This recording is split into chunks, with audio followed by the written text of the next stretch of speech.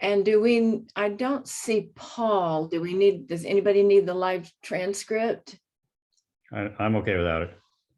Okay, if Paul comes in, I'll turn it on. All right. All right, welcome everybody. We're kicking off the meeting. We have a quorum here. I'll do the roll here in a second, but before I do that, I just want to give the warning to everybody that this meeting is being recorded, and so that everything you say will be recorded, and this recording will be posted on by the planning board. So if you want to review it later, you can do that, and other people that are interested can see it. So since you're being recorded, everybody be careful what you say. With that, I see that we have a quorum. I'm going to go ahead and go down and get the roll call now to see who we have here. So I'll call your name. Margaret? Here.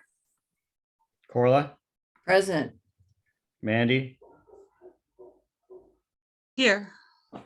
Don? All right, I'll count you as a here, even though you're on mute. I saw your lips move. Robert? Here. Angela? Here. I just got a message from Nicole. She is can't make it. Tina? Here. Matt? I don't see Matt. Oh, there he is. Well, Matt's here. Yeah, I'm here. All right, got you, Matt. Matt's here. Joe? I'm here. Sam? I'm here. Okay, Paul Webb. Paul is a maybe. And then our new member, Javier. Here. Perfect. All right, with that, we have a quorum. And so the first thing we need to do is to approve the agenda. I sent the agenda to everybody. And so do we have a motion to approve the agenda? Margaret makes a motion to approve the agenda. Do we have a second? Sam seconds. Thank you, Sam. Any questions or comments? Okay, all those in favor, please raise your hand. I'm an aye. Okay, that appears to have passed unanimously, and we have 11-0. Perfect.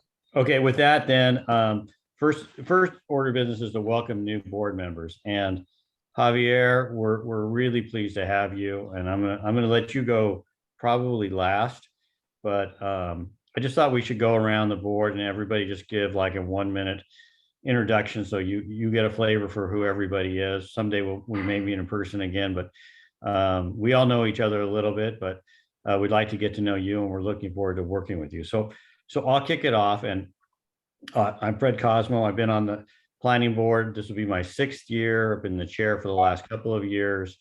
In addition to being the chair, I've served as the first vice chair, served a couple of times in the thankless job of election chair. And I've been the chair of the airport committee, and I've been our ANAC representative. And then as far as Point Loma goes, I've lived here for, I don't know, 25 years or so. I raised my family here. Originally lived in the Nimitz Voltaire corridor area, and now I live out in Sunset Cliffs. And I'm an attorney by trade. With that, Margaret, you introduce yourself. You're on mute, Margaret. Thank you, Corla. Welcome, new board members. I'm Margaret Verissimo. I have worked alongside Fred 6 years on this board, the same. I think we started together, which is really cool. I'm very proud that there's a bunch of us that started together that are still on this board, showing our commitment to our community, which is awesome. I am a Point Loma Portuguese native, born and raised Point Loma, Portuguese fishing roots. I'm super proud to be here, be part of this board, and work alongside of you. This past year, I had the honor of being vice chair, working alongside Fred and Corla, Mandy, and Brad, who does not here, but I learned a lot. I keep learning and growing, and I'm super involved in the surrounding communities of Point Loma, Ocean Beach, and especially Midway. I frequent those communities daily. I care about them very much. And I've been extremely invested in the Midway area. I want to see it improved for that district. And alongside of that, I am a Point Loma Rotarian. I'm part of the Point Loma Rotary Group, and I sit in many, many other clubs and organizations community. And I manage over 68 community social media pages. So if you need the word out about anything, hit me up and I will promote your businesses, events, and all that good stuff. So super involved in our community. I look forward to working with each and every one of you this year. Thank you. Thank you, Margaret. Corla, you're up next. Yeah, Corla Equinta. I've lived in Point Loma in the Peninsula for 36 years.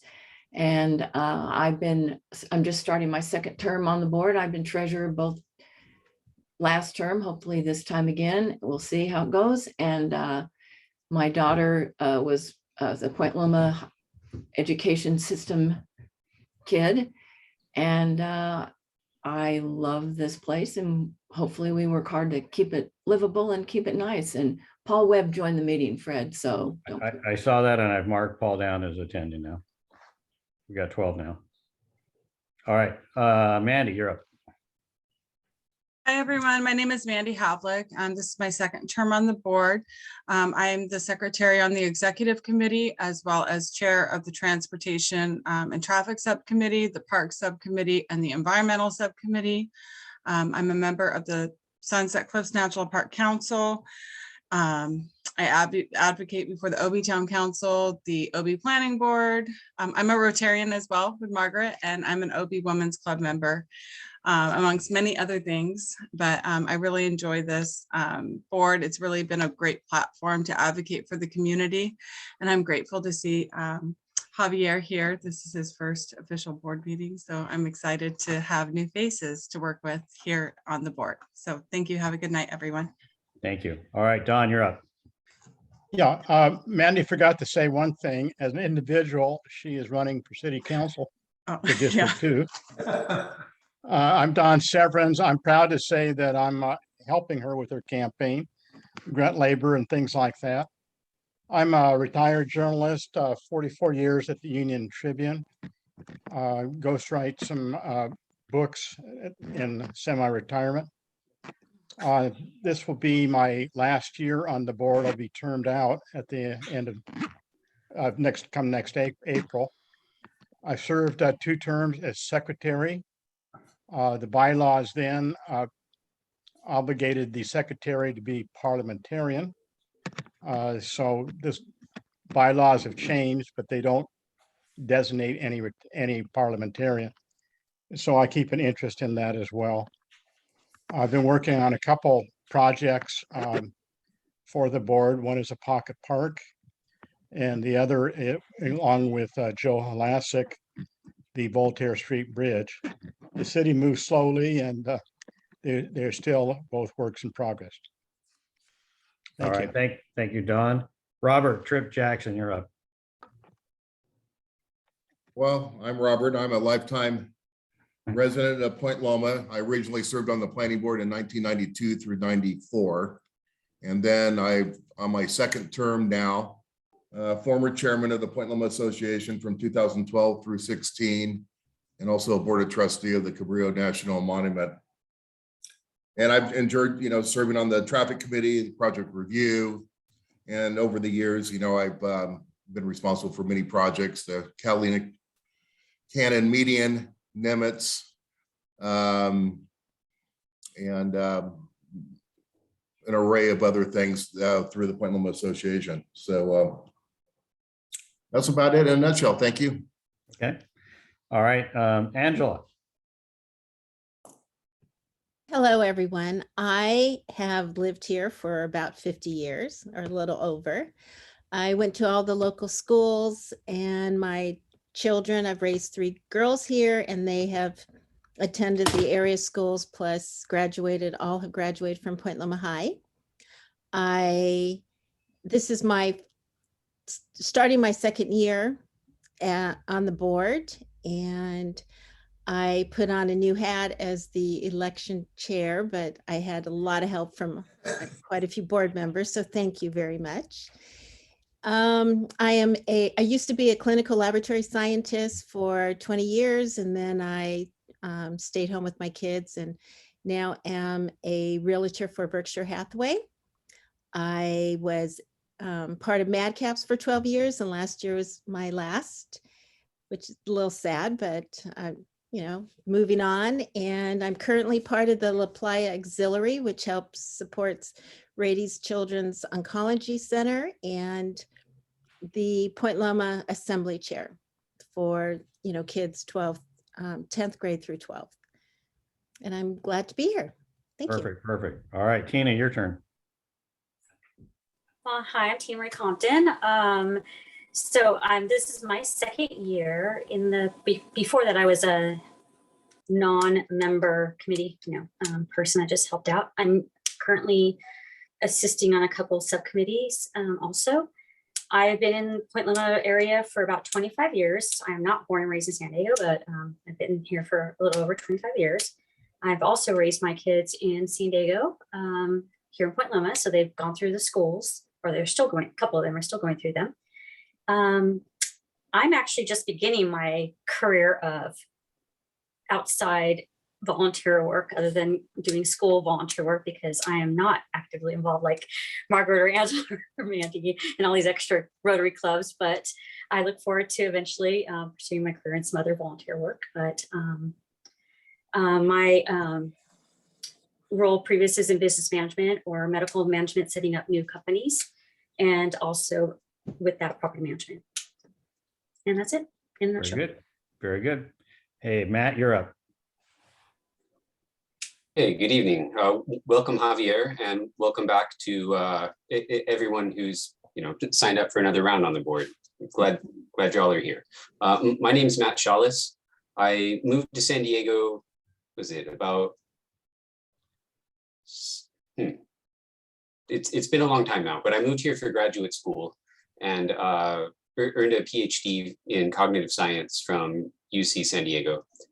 And I've been living and working in Point Loma for the last 4 years. I'm now studying like sensory perception, memory, and learning at the naval base here in Point Loma.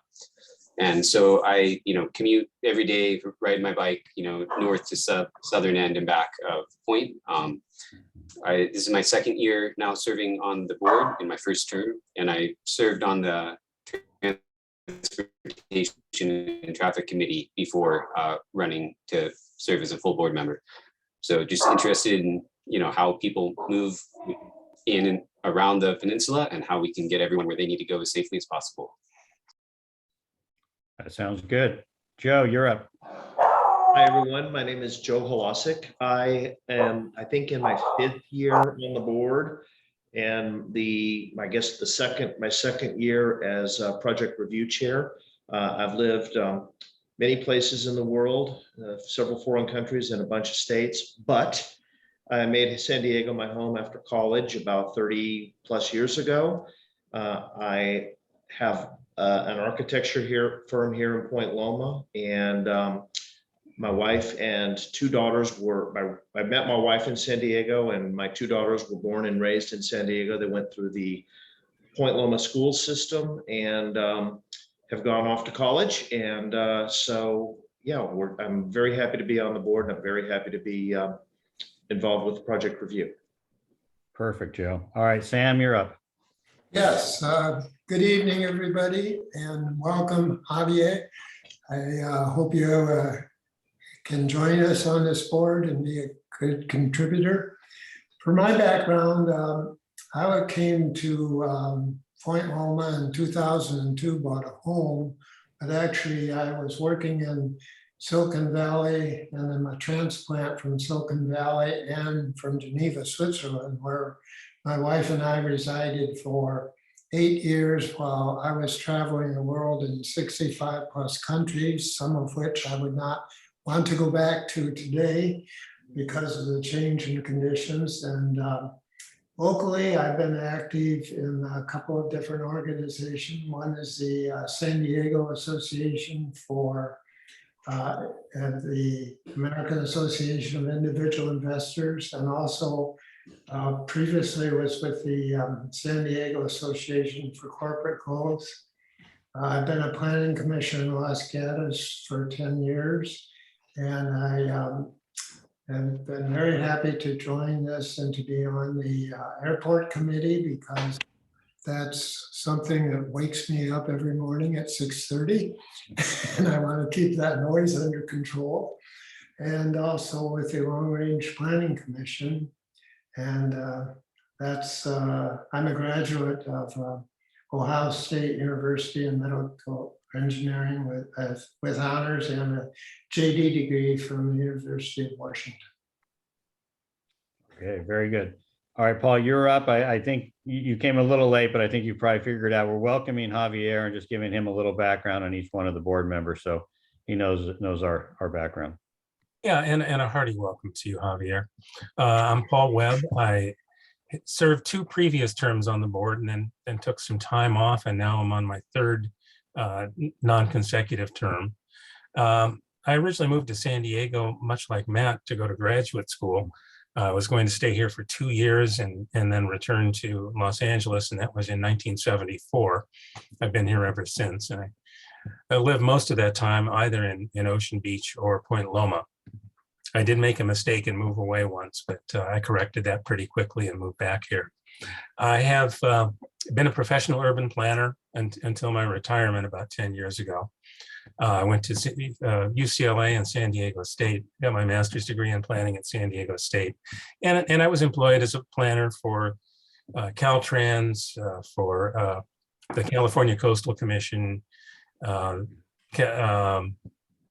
California State Parks, and my last job, my last stop in my career was as an airport planner for the Airport Authority. I have had a number of professional association memberships over the course of my career, stemming everything from Society of Wetland Scientists to the American Association of Airport Executives. I've also a former executive committee member of the Sierra Club, and I was part of the group that pulled the Sierra Club local chapter back into the fold after it was suspended by the national agency or national organization. I am chair of the airport committee, although it has not been a very active committee because there hasn't been that much going on at the airport. I'm also a member of the steering committee. That's about it. All right, well, thank you, Paul. All right, with that, Javier, we've gotten to you. So now you have a flavor for us. Why don't you give us a little flavor for yourself?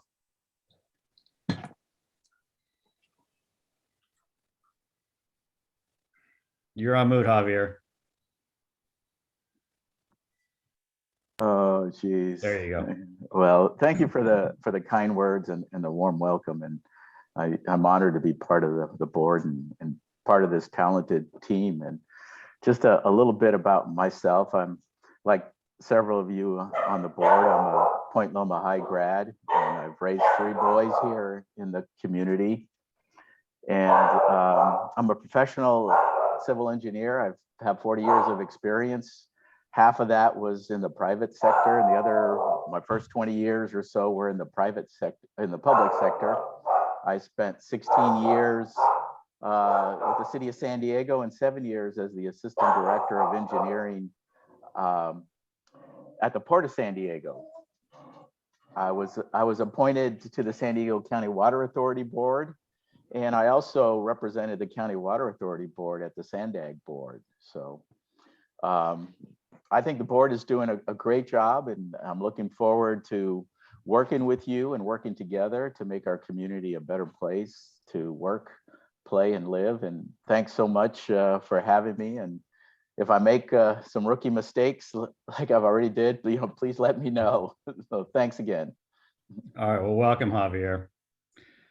All right, well, we got a great board. So moving on, we do need to elect board officers. So the first thing we need to do is elect a chair for next year. So I guess I will open up the floor to people if they want to nominate somebody for chair. I'll go and nominate Fred Cosmo for chair I'll for next year. Second that. Do we have any other nominations? All right, seeing none, I'll say all in favor. Aye. Aye. Now that appears to be unanimous, so I'll take a full nothing a vote on that. So thank you. I'm honored. I'm happy to do it. And we got a great board. We're making a difference. So that's good news. So with that, we need to elect a first vice chair. So do we have any nominations for first vice chair? I make a Margaret? motion to nominate Margaret Verissimo for co-chair. Second, Do we have any other nominations? you Seeing wanna- none, all those in favor of Margaret? I didn't even say yes, but thank Oh, you, well, everyone. yeah. Do you want Are you it? I willing to was do just it? trying to Yes. say, do you want Thank it? you. I mean, That's there all might right. be an election next year. Thank you, team. I mean, All right, Margaret. We didn't want to give you a chance to back down. Right. All right, you're elected 12-0, Margaret. Love you all.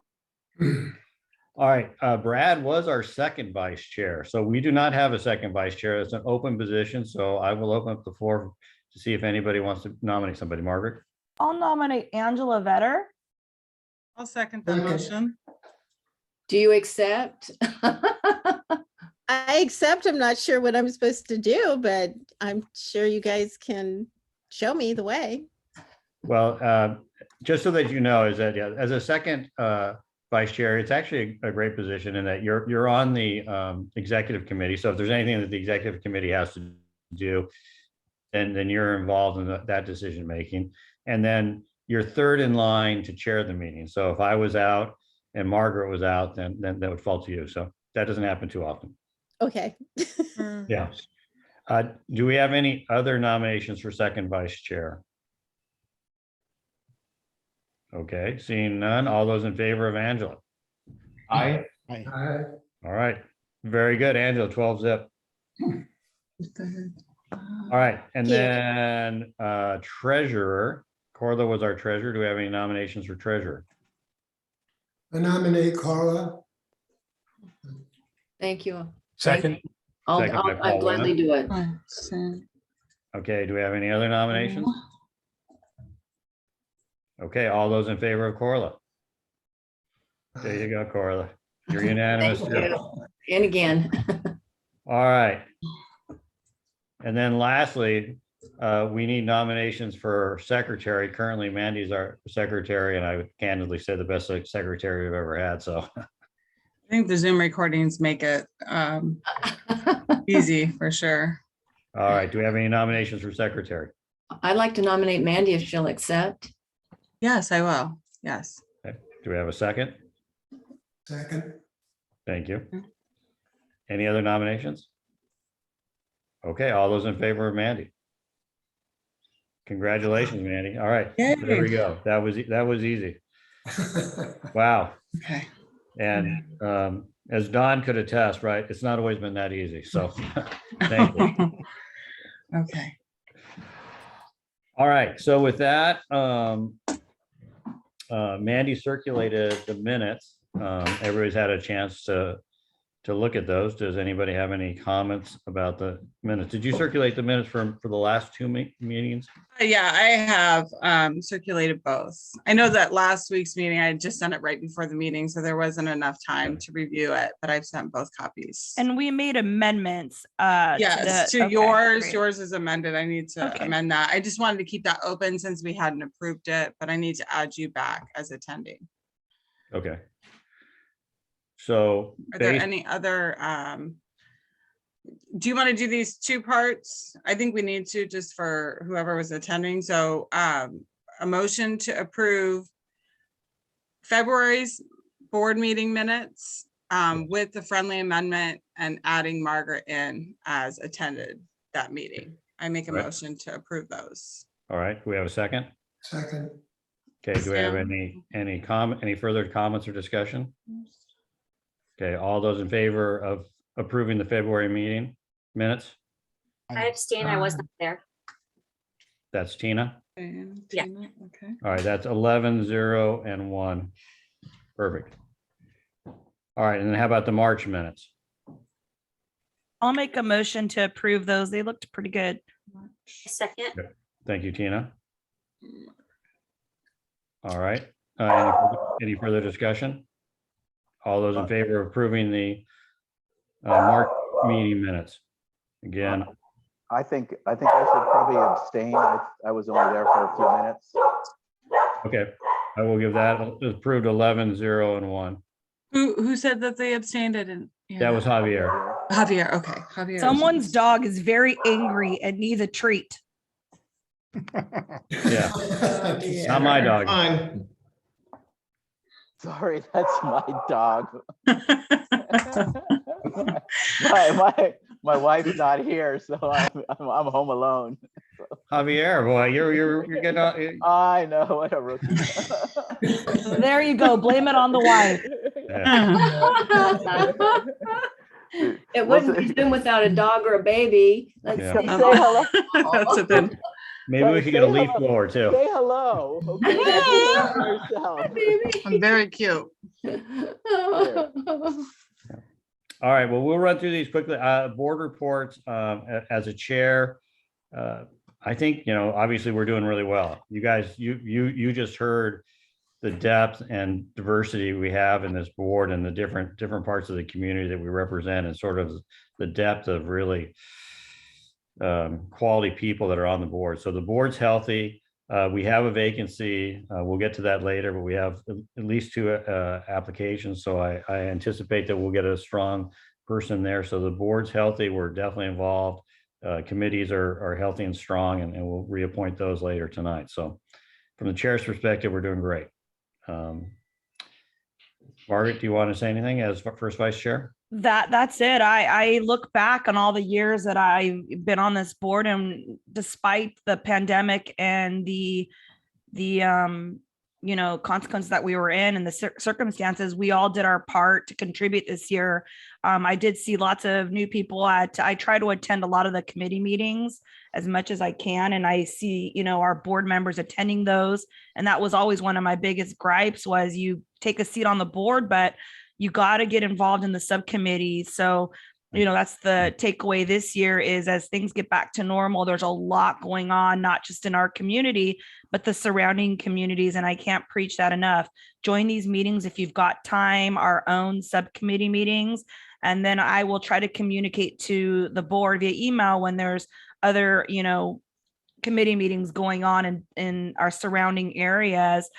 Just so we are always in the know, because what you get out of this is you can communicate to your neighbors. Not everybody gets on the Zoom and not everybody's involved in us as we are, but there's definitely, as you can see on Nextdoor, I'm sure a majority are on Nextdoor, people, complain because they don't have answers nor solutions. So you can get a lot of this information if you attend the local meetings. So that's just a takeaway I want to share today is, let's get into these committees. Let's participate. Don't join a committee just to join and take up a seat. Really put in the time and effort to commit. And that's how we bring things back to the board to approve and send back to the city. So our voices are heard. So that's all I've got. Is I'm really excited for this board. We did a lot last year as a team, and it was real positive. So I'm looking forward to the future. Thank you, everyone. Thank you, Margaret. I think that's good advice. I'll just throw it my Little League theory of life. I remember sitting in the stands at Little League the first year my kids played, thinking and listening to everybody complain. So after that, I always volunteered to be an assistant coach, so I could be out on the field trying to make a difference. So there we go. All right. Angela, you've been second vice chair for about 3 or 4 minutes. So do you have any report? I do not. Okay. Thank you. Corla, you're up. A treasurer report. Okay, as soon as I gained my composure, that was good. All right, well, our balance is the same, $1,192.81. It's not an action item for this month, but next month I will be requesting 2 checks, one for our Zoom expenses of $143.88 and another for our webmaster of $300. All the work that Paul does for us, he charges us $30 a month. Regardless, and he's valuable on committee and in the community and so many other ways. Perfect. Yeah, we want to pay those bills. Do you need a motion now, Corla, to pay those? It's not an action item on the agenda, so I'll put it on okay. next month. Yeah. Great, thank you. Okay. And Mandy, do you have any secretary report? I don't. Thank you, Corla, for sending over Javier. He completed his ECOW training, so that was great. Kudos, Javier. You're getting back on track. And then as well, I just want to remind everyone that to be in compliance with the city charter, we want to make sure that our motion slips are completed. So today, if you've made a motion so far, you need to complete that, what the motion was and the tally, and then send me a scanned copy of that so that we can have record of that in the future. But that's all I have for the secretary report. Thank you. Thank you, Mandy. All right, well, I will turn it over now. We're going to move to non-agenda public comment. So 2 minutes. So Mandy, go ahead. Yeah, as I stated earlier, I am still running for city council here in D2. And I just want to let you know, I'm a mom, I'm Indigenous, and I'm also a military spouse. And I am a land use advocate, an environmental activist, and a mother of 2. And I'm a survivor of child marriage. And that's what drives my desire to show up for my community.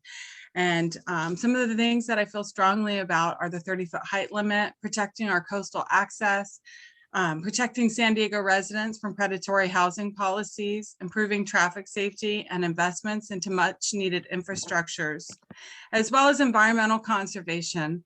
But my motto is to bring community back to City Hall where it belongs, because D2 deserves a representative that's going to listen to them and respond to their needs.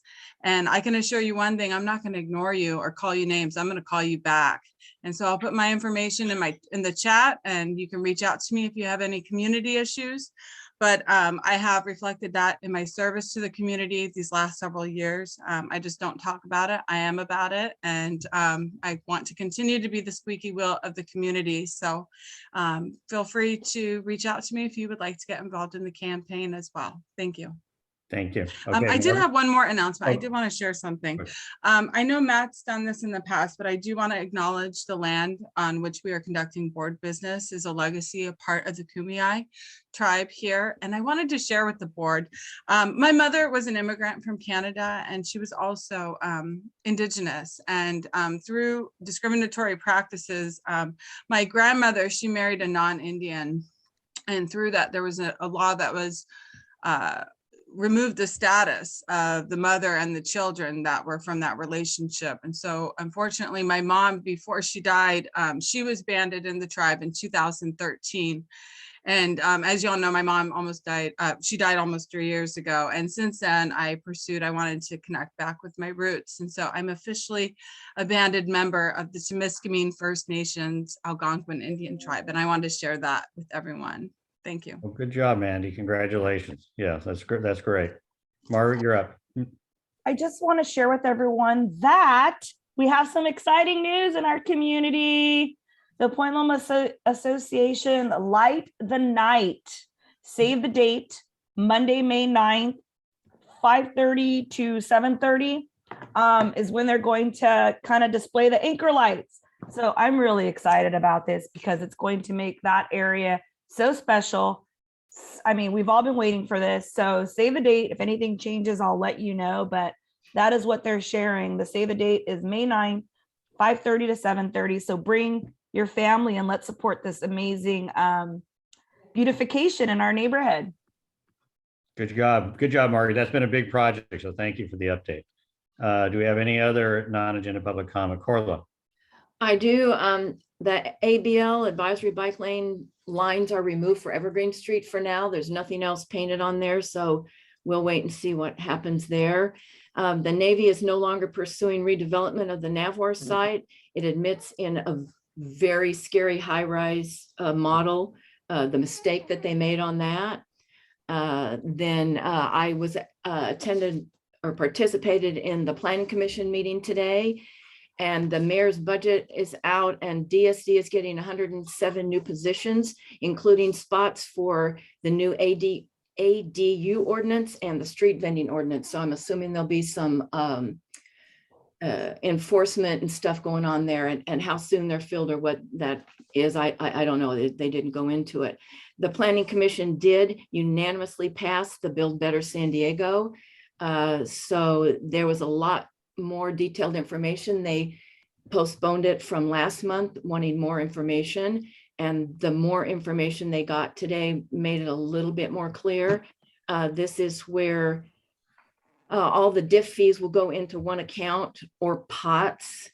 And it's tied to CIP and the PFFPs, but it can only be used for CIP project.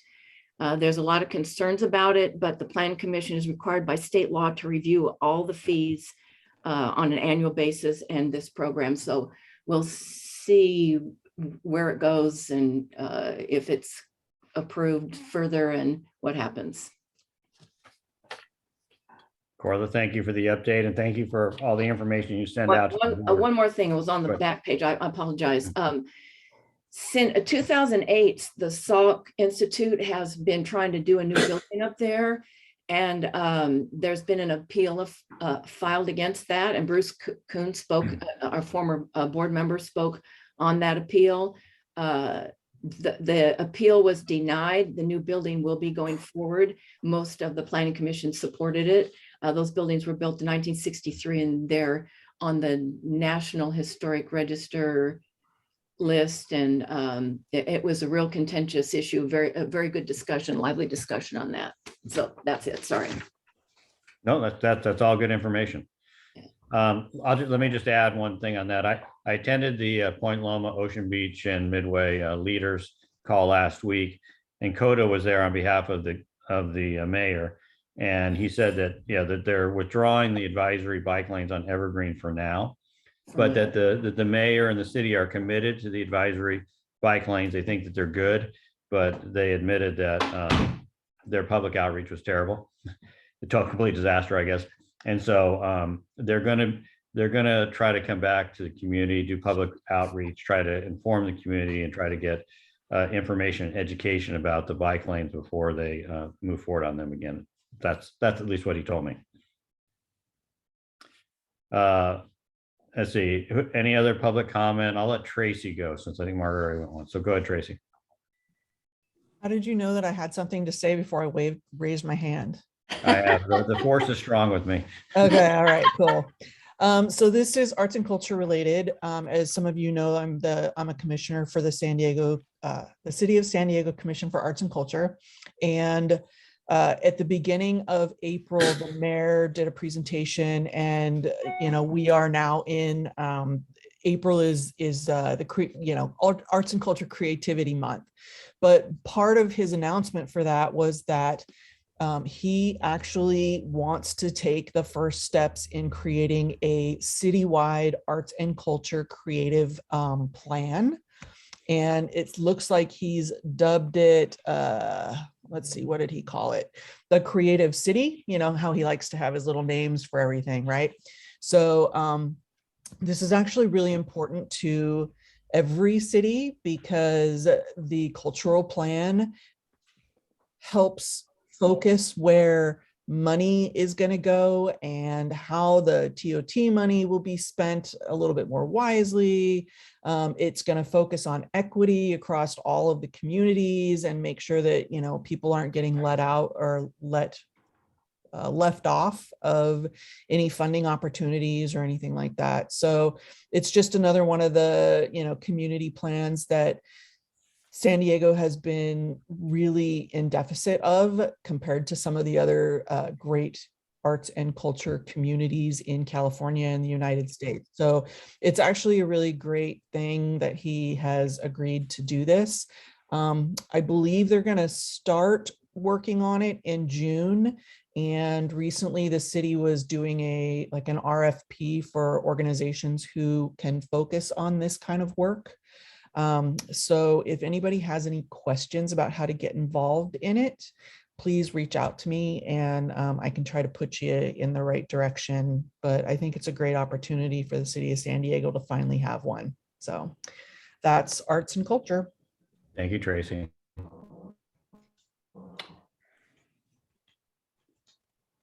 Agenda public comment. Okay. Let's go to government reports then. I saw Linus, if you're there, I'm going to let you go first because you're new. And for the record, Linus was also on the call with the OB and Point Loma Midway leaders last week. So he's our new representative for District 2 for Jen Campbell, and he's been responsive so far. But you want to give us a report on what's going on, Linus, please? Yeah, so first I just want to give myself a fuller introduction. As Fred mentioned, my name is Linus Smith, and I will be your new community representative for Councilmember Jennifer Campbell. Just so you know a little bit about me, before having this job, which I started just 3 weeks ago now, I was a management intern for the last 6 months over with District 7, working with Raul Campillo's office. And I was doing that while finishing my education at UC San Diego for political science. It's really important to me that I make you all feel like you are heard by government.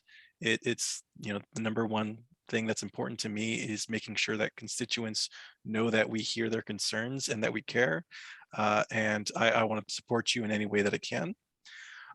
So I will, after I'm done with my report, I'll drop my contact information in the chat so you can go contact me whenever you'd like. I'm available by email, phone, and text. As far as the rest of my report, honestly, Corla hit a lot of it. Yeah, so no, you're good. But yeah, so the mayor recently released his budget for the proposed budget for the fiscal year 2023, and there is quite a bit that we're very encouraged about. As Corla mentioned, we are very happy about additional allocation resources being allocated for enforcement of the street vendors ordinance, as well as the short-term rental ordinance that we will be having implemented hopefully later on this year. Another thing we're excited to see in that budget, the Cannon Pocket Street Park, funding has been allocated for that, and construction is set to begin in 2023. In the proposed budgets, the mayor currently has allocated $1.5 million there. So that's something that's coming up. We're really excited to see it. Honestly, that's in my report, but I really look forward to hearing from all of you. I'm really looking forward to, getting to know this group and also getting to know more about the work that you do. Also, I do have quite a bit of information on the advisory bike lanes. If any of you have additional questions about that, one thing I will share with you is, our office heard a lot of concerns about the advisory bike lanes, and we were just as surprised as the residents on the street were that they came in. No one told us that they were coming in, and Dr. Jen has made her position clear to me about this. She is concerned about the advisory bike lanes. At this moment, she really doesn't think that they're appropriate for our district.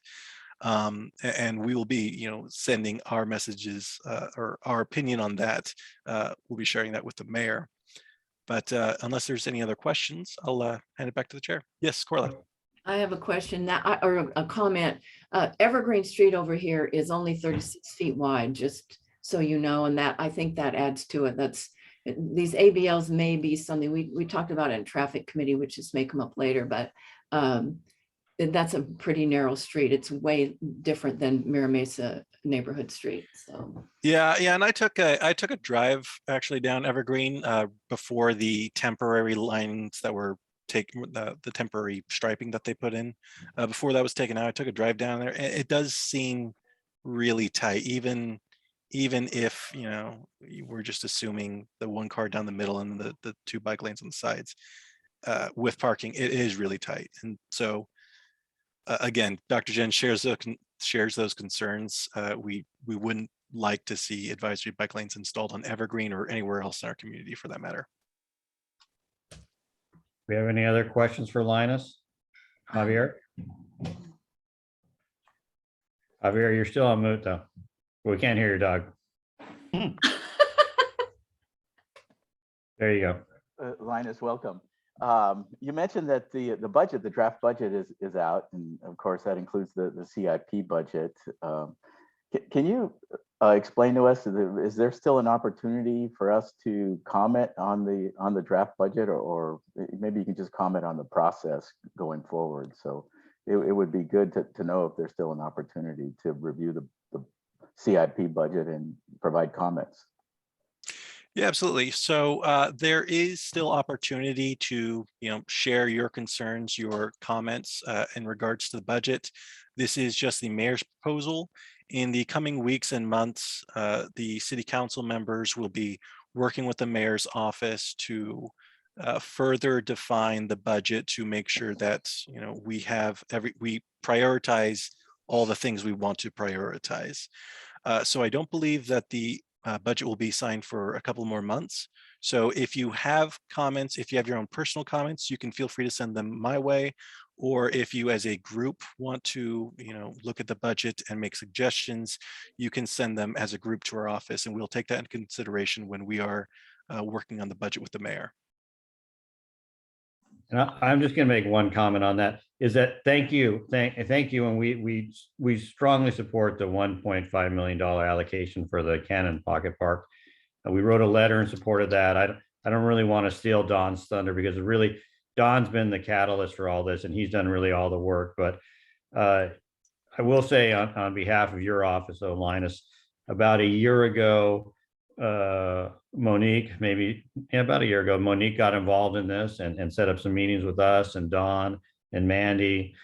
And then we got with Coda at the mayor's office, and everybody talked about it, and we encouraged to putting money into the budget to build the park. And so it's pleasing to see that type of outreach was listened to and the money was allocated. So I want to thank you and encourage the city to keep that money in there. And obviously I want to thank Don for the tremendous work that he's done over the last 7 or 8 years on that. So thanks. Absolutely. I'll share comments with the council member. Yeah. I did have one question. I know Corla mentioned it earlier about code enforcement officers. There was a line item in the budget for more requisitions. Do you know how many requisitions that they're wanting to fill or expand that department with? For the street vendors ordinance? For the code enforcement? Oh, code enforcement in portion? general? Yes. I'm not certain. I can try to get back to you on that. Okay. But I know there is a lot of additional officers being hired on for various bits of For code enforcement. various. Okay. Yeah. All right. Thank you, Linus. All right. Thank you, Linus. Great job. We appreciate you being part of that. So I think I saw Mickey Holmes for Assembly Member Ward. You want to give us an update? Yes, so hello everybody, I'm Mickey. This is my first time presenting on my own. I've been with Rachel usually before, so I will be taking over for her moving forward for our office. She's still in our office, she just has different districts now. And I just want to highlight 2 pieces of legislation that I'm excited about. AB 1860, it's a substance abuse treatment bill. It's actually going to help increase the substance use disorder workforce by removing the requirement that graduate students, interns complete supervised hours with a certifying organization. So it's just going to allow them to get out into the field faster, help the homeless individuals in our neighborhoods, and help them get the resources that they need. And then the second one is AB 2120. It's for transportation finance. The legislation is just going to ensure that the federal funding from the Federal Infrastructure Investment and Jobs Act is fairly allocated to cities and counties across California, so that we can work on our infrastructure and prevent any further deterioration.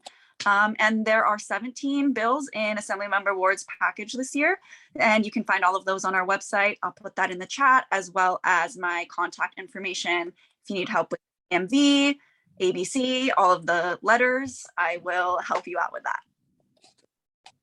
Perfect. Any questions for Mickey?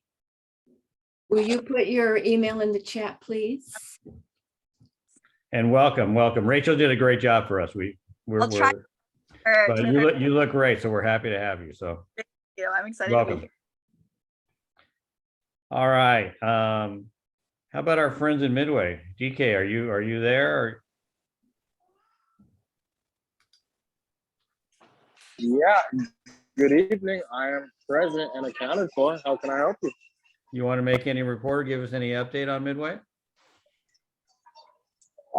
Yeah. Well, so yeah, we were all in that same meeting this past Friday where we kind of circled up. I'll recap some of that, and then also the big update from earlier today, actually, when it comes to the sports arena.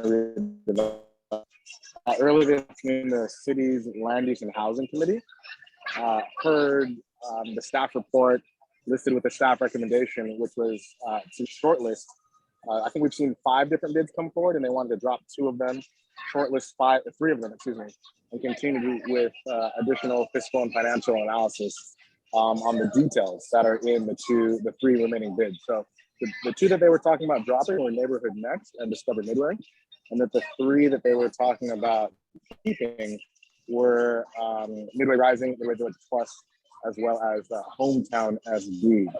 So ultimately, the decision that I guess happened at committee earlier today was to continue to just sort of approve all 5 of these bids for now for additional analysis.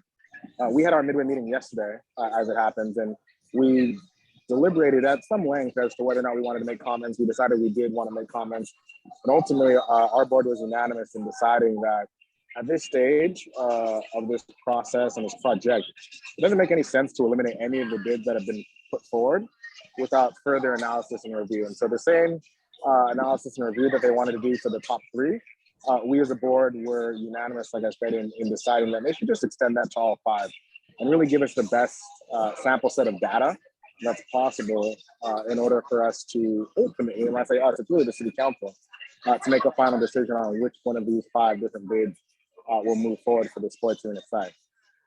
Other than that, I think some of the big issues that are relevant to this body, this Point Loma Peninsula body, when it comes to Midway, revolve around the homeless encampment that we've seen here on Sports Arena Boulevard. I think everyone's well aware now the city is on a rotating, regular, every Tuesday, every Thursday cleanup schedule for the Sports Arena Boulevard encampment.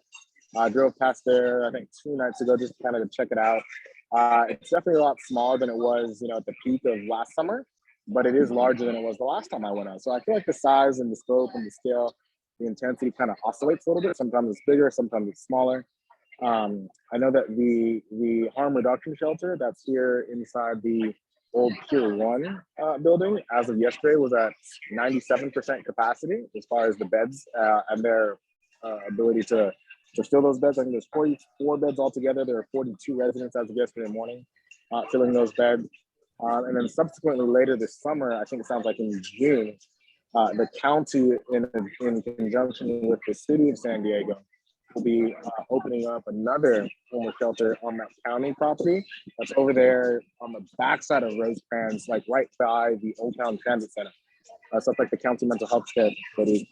And my understanding is that there should be 112 beds that are allocated there for residents from, I guess, unhoused residents from this community here. So more to come on that. I know at our next May meeting, which I believe is May 17th, don't quote me, but it's the 3rd Thursday, the day before this meeting, we'll have a presentation from county staff at our midway meeting about the details for that new shelter that's coming in.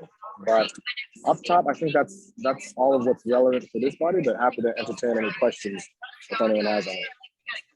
DK, your meetings for the record are Wednesdays, not Thursdays. Correct. Our meeting is always the day before yours. So you guys are the 3rd Thursday, we're the 3rd Wednesday. And then I just want to throw a quick congratulations. DK just became the chair of Midway. So big ups to that. I mean, awesome. So I look forward to your leadership down there. Good job, Thank you very DK. much. Thank you. Yeah, yesterday was my first official meeting as chair. So yeah, it's been good. Looking forward to continuing to serve my community. Perfect. Thank you. Thank you. Congratulations. Thank you. Yeah. Tracy, do you want to give us any update for Ocean Beach? Sure. Okay, so let's see. So last month we went ahead and took a stab at looking at the mayor's Build Better San Diego plan.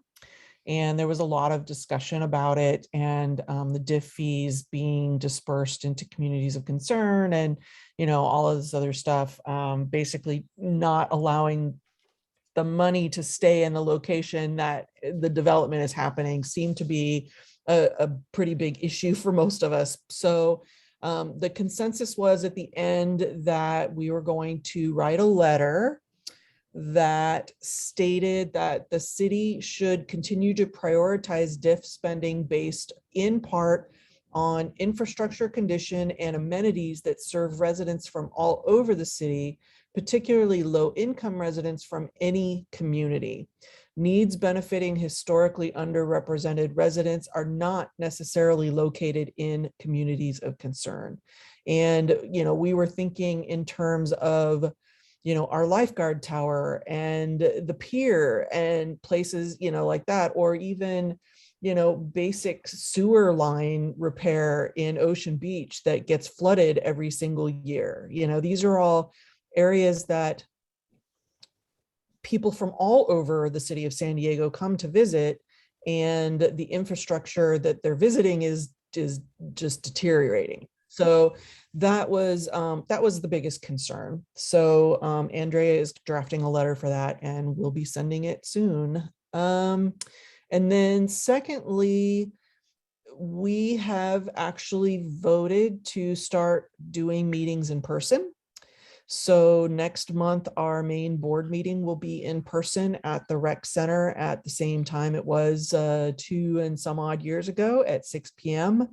The rec center is not, I don't believe it's fully staffed yet to stay open until 9. So we're going to try to keep the meetings from like 6 to 8 instead of 6 to 9, which was what we had before. But just giving everybody a heads up that those meetings will be live and in person next month. So yay us. Yay. Anyways, that's all I have. Thanks. Okay, thank you, Tracy. Just curious, are you going to have on the meetings in person, are you going to have allow people to participate by Zoom too, or is it just a old-fashioned in-person meeting? Yeah, you know what? I'm not sure that any of us are willing to take on that technical hurdle. But what we did, we had a meeting at one of the churches recently about the library, and basically we just put a phone in the room and Facebook Lived it. So at least that way people can participate by watching on Facebook. And then also I can grab the stored video from Facebook and do minutes and whatnot for that. So it was actually pretty convenient, and people were still able to participate and join in. So as long as somebody's monitoring the Facebook Live feed, then it works out pretty good. I'm not sure if we're going to have the technical capabilities to do a hybrid where we do Zoom and Facebook and live, but that is to be seen. We'll see. Yeah, I'm concerned about that too. Okay. All right. Well, thank you, Tracy. Are there any other government officials out there that I have missed? Cole, I just emailed it before the meeting. Cole Reed emailed his report, so you all have that in your email inbox.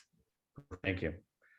All right. Well, with that, we're going to our bread and butter. So I appreciate people being patient, but we are going to project review. We have 2 projects tonight, so I'm going to turn this part of the meeting over to Joe, and we can start with the first project at 1039 Sorrento Drive.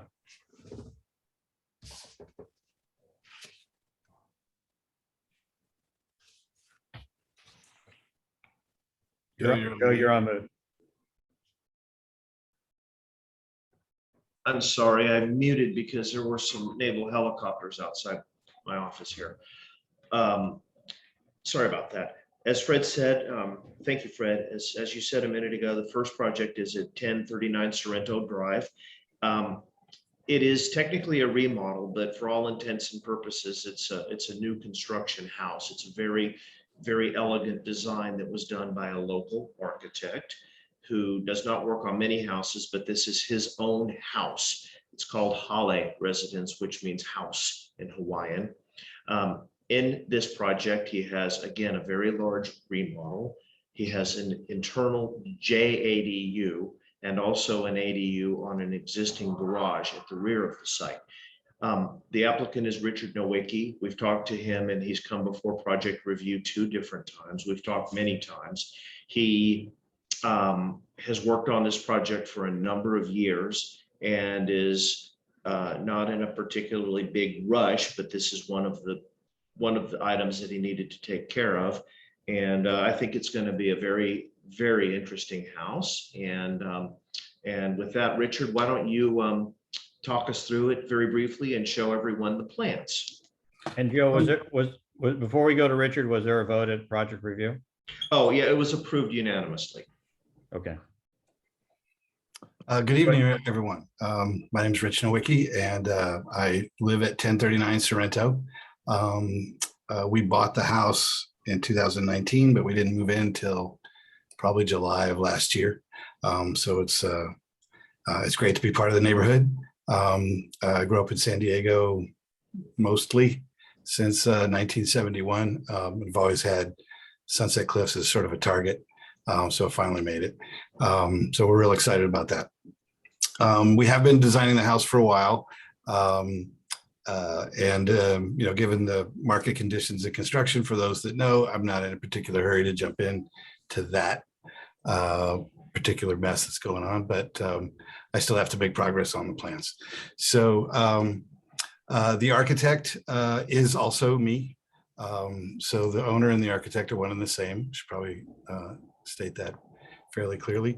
I guess I'll just share the screen and kind of walk a little bit through what we intend to do with the property, if that's all right. Yes, you have capability. Okay, thanks. Let's see, let's do this one. Okay, you can all see that? Yes. Yes, okay, thanks.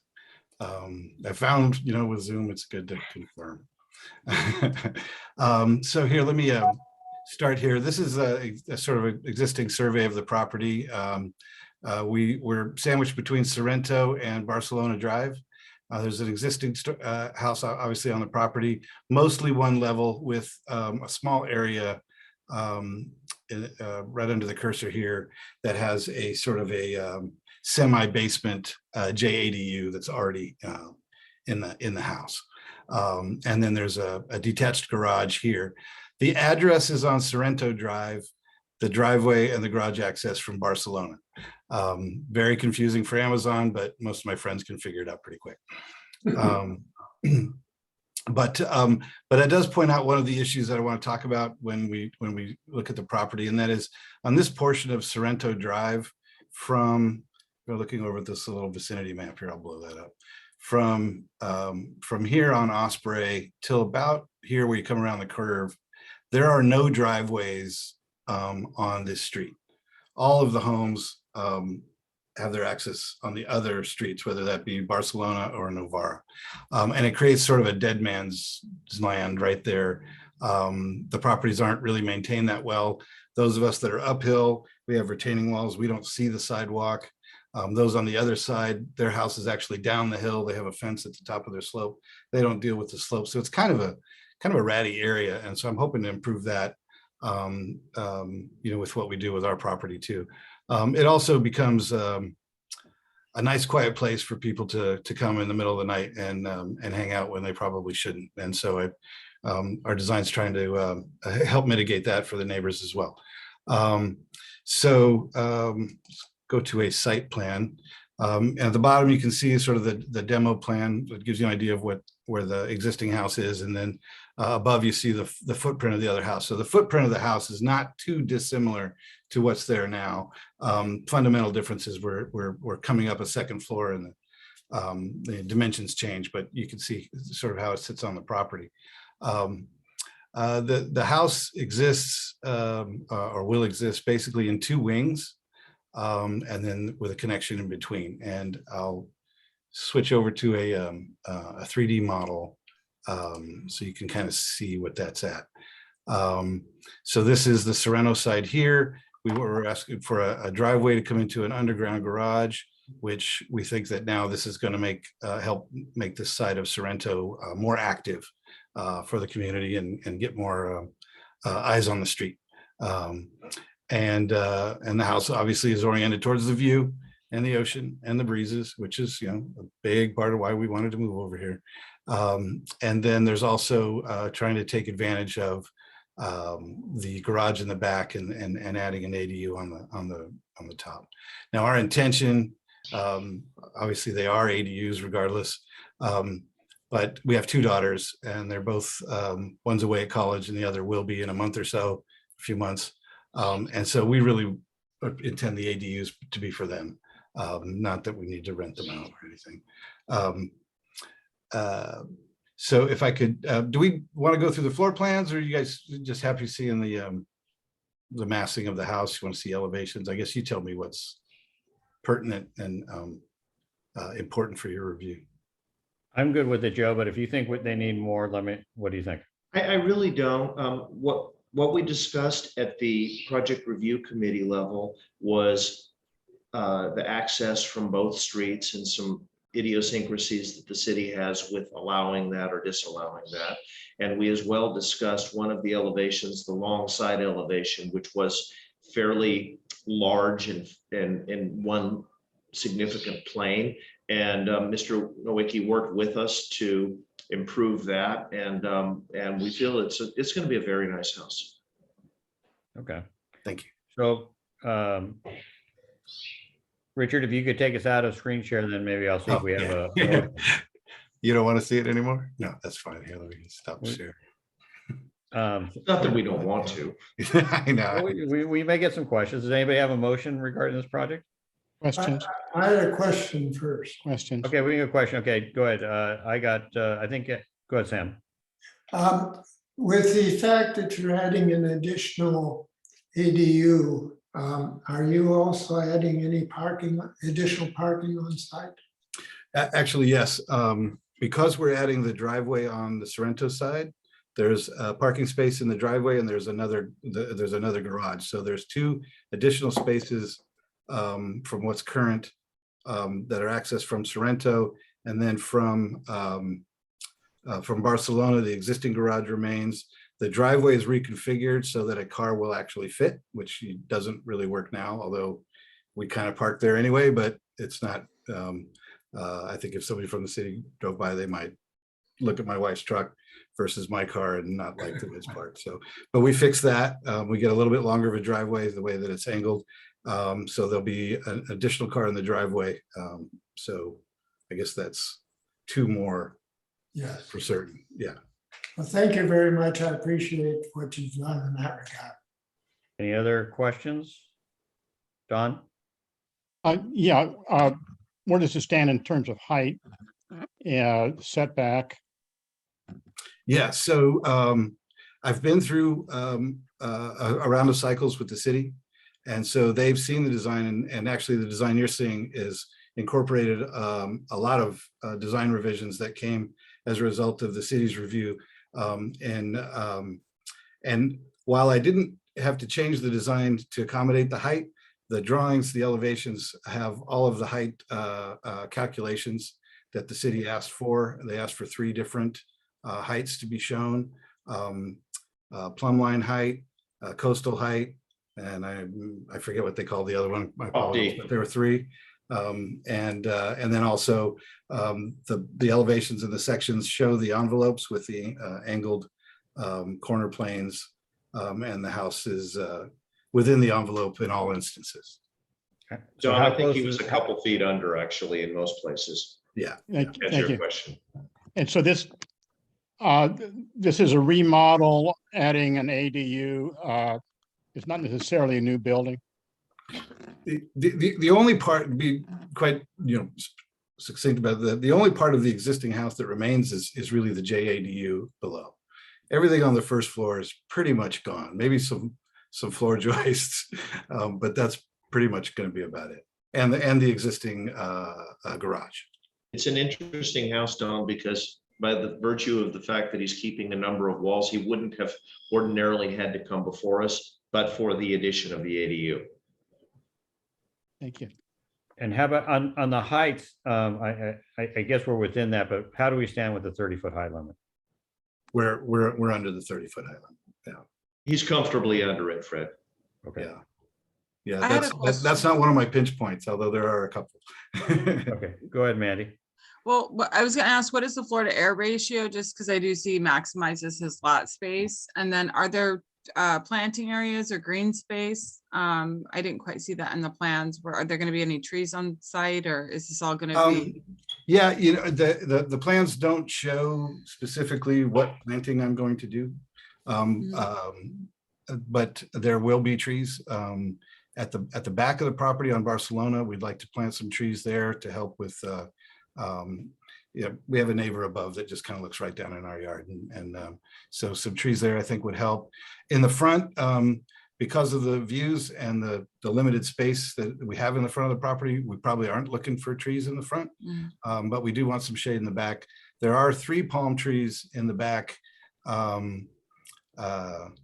that I'm probably going to replace. It may be a palm or a cypress or something that goes back where they are, but they're not doing very well and they're not very attractive. All right, thank you so much. And the floor area, we fit within the floor area ratio. If you know, with the rules for the ADU, there's some funky calculations, but we're a couple of 100 square feet under what the FAR allows. Okay. All right, do we have a motion, Joe? Does anyone have a motion? If not, I'll make a motion to approve. I can make a motion. I was part of that meeting and there wasn't very many objections, so Thank you, I'll make Mark. a motion. Okay, got a motion by Margaret. Do we have a second? I'll Robert second. Jackson. Okay, any further discussion? Okay, all those in favor of the Sorrento project, raise your hand. It appears to me to be unanimous. Is anybody opposed? All right, you have passed 12-0. Awesome. Thank you all very Richard, much. thank you. Appreciate Good it. luck. Good luck with your construction. Thank you so much. Thank you all. Have a good night. Good night. Thank you. Good job, Richard. Okay, Joe, how about the 4644 Tivoli Street? So the Tivoli Street is a little bit of a different story. The applicant elected not to join us tonight because after appearing once and not appearing the second time before project review, it was voted unanimously to not approve the project. But in essence, all it is a very small 360 square foot ADU atop an existing garage at the rear of a very nice house on Tivoli. The issue is that presently there is a single lane driveway which leads to this detached rear of the site garage, and it has a garage door. The garage is undersized, but that in and of itself was not the problem. The problem is that the applicant wants to close that garage door and add a garage door on the alley.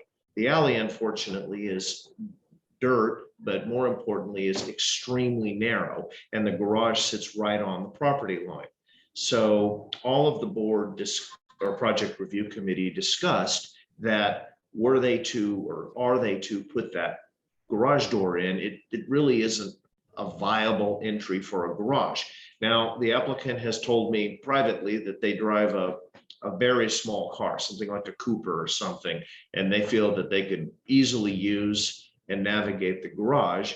But the contention was that of the project review committee was that it didn't meet the city's minimum backup distance, which is, I think, 21 feet for constrained for constrained alleys. And there's really only about maybe 14 feet or something there. So it's just too tight. And the applicant was not willing to do what we suggested, which was to put a garage door in the front or leave the garage door in the front, the house side, and add a second garage door so that you, in essence, had a drive-through garage. That said, he said he was going to take his chances and go back to the city with our denial and see where that led. So I told him that we would bring the project before the board as we're required to do, I believe, and that I would report on the Form 620 to the city, whatever the outcome of tonight's vote is. That project, he's not willing to work with us at all. And that 21-foot distance back there is against code. And so if he gets away with it because he has a small car, then the next guy's going to want to do it and the next guy. So the basic idea is it's against code, that 21 feet. There's just not enough. Paul's more articulate than I. And just to add to that, who knows what the next property owner will drive? They could drive a Cadillac. And and his contention was that there's lots of garages that are on the alley on these narrow places. And my explanation to him was that was then and this is now. And sure, lots of things got built 20, 30, 50, 75 years ago that don't necessarily meet current codes. But this is a current project that he's proposing. Yeah. Okay, Margaret? I was part of that meeting as well, just as a spectator, and I really enjoyed watching or listening to Mark Krenzik, who has tons of experience as an architect, push back on this project as well with lots of concern. So that for me was a no. Okay, well, I'm just gonna say that, I mean, when I talk to people, when they bring their projects and I direct them over to Joe, I mean, that's what I tell them is that, you know, Joe's a nice guy and he'll help you. You work with project review, you get your project through. So it's disappointing to hear people when they don't do that. But I think that maybe we should have a motion to approve this. If somebody will make that and second it, and then we'll vote to either for or against it, and then we'll see where we're at so that we can get it done. I'll make a motion to decline. We can do that. Okay, Yeah. motion to decline the project. Okay. I'll second that. How about that? I would- That's I'd like to offer a friendly amendment. go ahead, Don. Yeah, that if this is appealed to the planning commission, that the board has the right to appeal to the planning commission as well.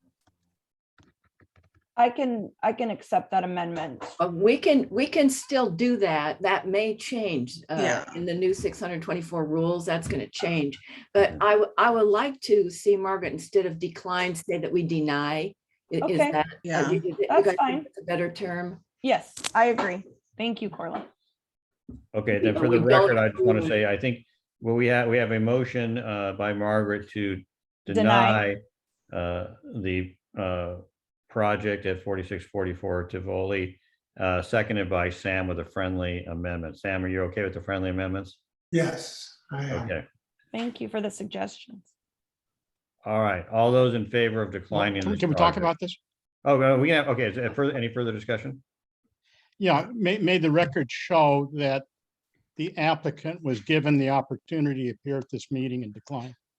And he didn't come to project review either, so The second time he did not. second time, yes. Thank you, Joe. And Corla, I emailed him his 4 primary options, option 3 of which was to go back before the city with a project denial, and he said he would take his chances. And, you know, I told him that I didn't know if the city would care if we denied it or declined it or not. So who knows? He may be back before us. It may just, Well, they say proceed. they care about what we say, at least for now. this is a test case. Yeah, and he has the right to do that, to skip this whole thing, but it's part of his cycle issues at this point. And, you know, hopefully the city will take into account our notes and our explanation that it's against code, and they'll pick up on that. I gotta agree. So I want to make sure that those notes, Joe and Corla, are in our meeting minutes, Mandy. The backup Yeah. comments that Joe just stated and Dawn. That's going to be important if they ever need to pull our meeting minutes on our denial. Well, Joe On this has to fill out a project. form to send to the city, and it'll be in his notes Okay. to the city there. Okay, And that's what awesome. they'll look at. They won't. Okay. I mean, it's in our minutes, but isn't that right, Paul? Yes, it is. And if I can add, Corley, you say that the city says they listen to us, but this is an instance where they're not even looking at their own codes. I don't know how this got through this far through the cycle review process without someone noting this. Well, it may come up, Paul. He hasn't been through structural yet, and he has had no building inspections out there. So maybe it's just too early, but he's not willing to work with us, so. It wasn't contentious. He just Yeah, had his marching orders and he went with them. And, you know, I respect that. And we weren't contentious, but I said, we voted to deny, and we're going to vote again more than likely tonight.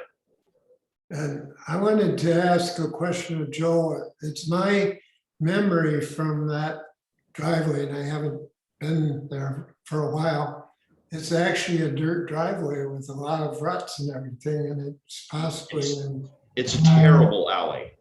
It's super rutted.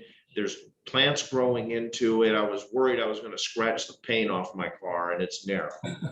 And if we ever get a rainy season, it may be somewhat impassable. All right, any other discussion? All right, with that, it's time to vote. So all those in favor of denying this project? Aye. Any opposed? None. All right, just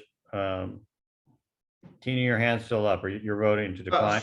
There you Fred, go. what was Okay. the, All right. what was the All right. total count? 12-0. 12-0. And the previous one was 12-0 for approval too. For Correct. approval. Okay. There you go. Perfect. All right. Well, that's good. Great job for project review. Thank you. All right, we'll move to some of our informational items first. Cora, is any CPC updates you want to give us?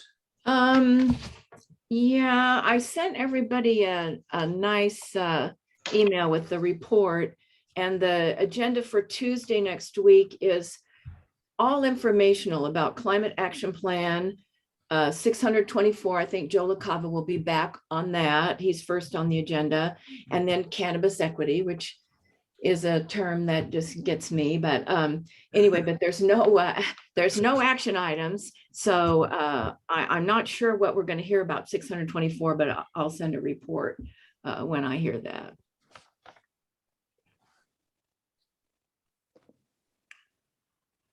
Okay, thank you, Corla. All right. We do have a information item from Protect Our Communities, an informational presentation on the benefits of local clean energy. And do we have, I talked to Sonia, and then she said somebody else was going to make the presentation today. I just don't remember the name. So is that? Hi, yes, Fred, my name is Tyson Siegel. I'm with Protect Our Communities. Perfect, perfect. And she introduced me, but I forgot it. So I got the email. So anyway, Tyson, we're looking forward to hearing a little bit about the benefits of local clean energy. So we'll turn it over to you, and I think you have share screen capability. So it's all yours. Great, thank you. So like Fred said, I am with the Protect Our Communities Foundation, and I am going to be giving a short update on rooftop solar.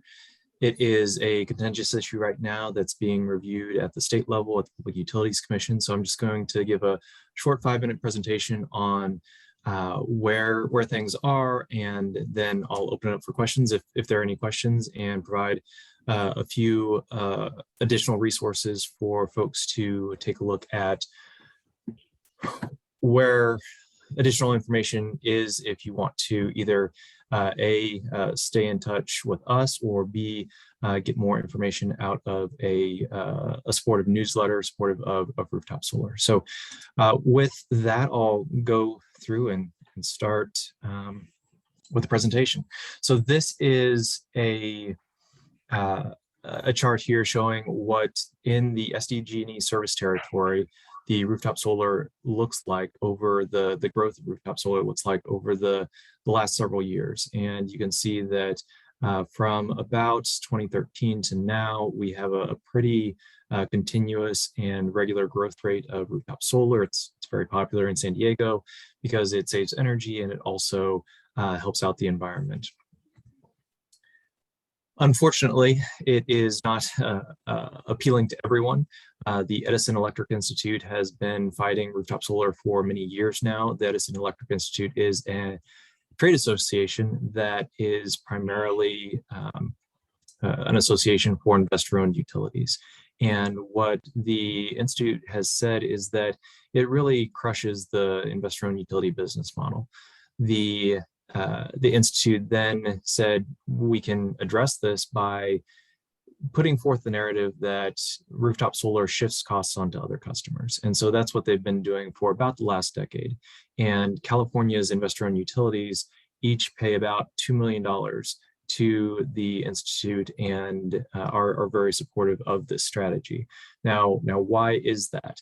So the way that SDG&E makes its money is off of building infrastructure, building transmission lines, building distribution lines, and the big infrastructure projects are needed less and less. The more electricity is generated here in our city, on our rooftops, and within the county.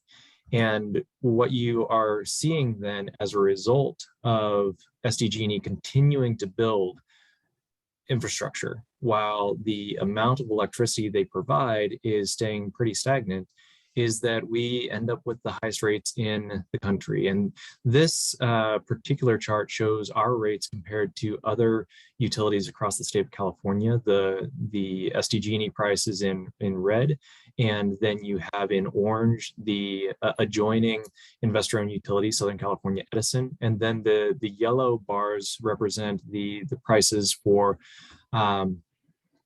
other utilities that are public utilities within the state of California.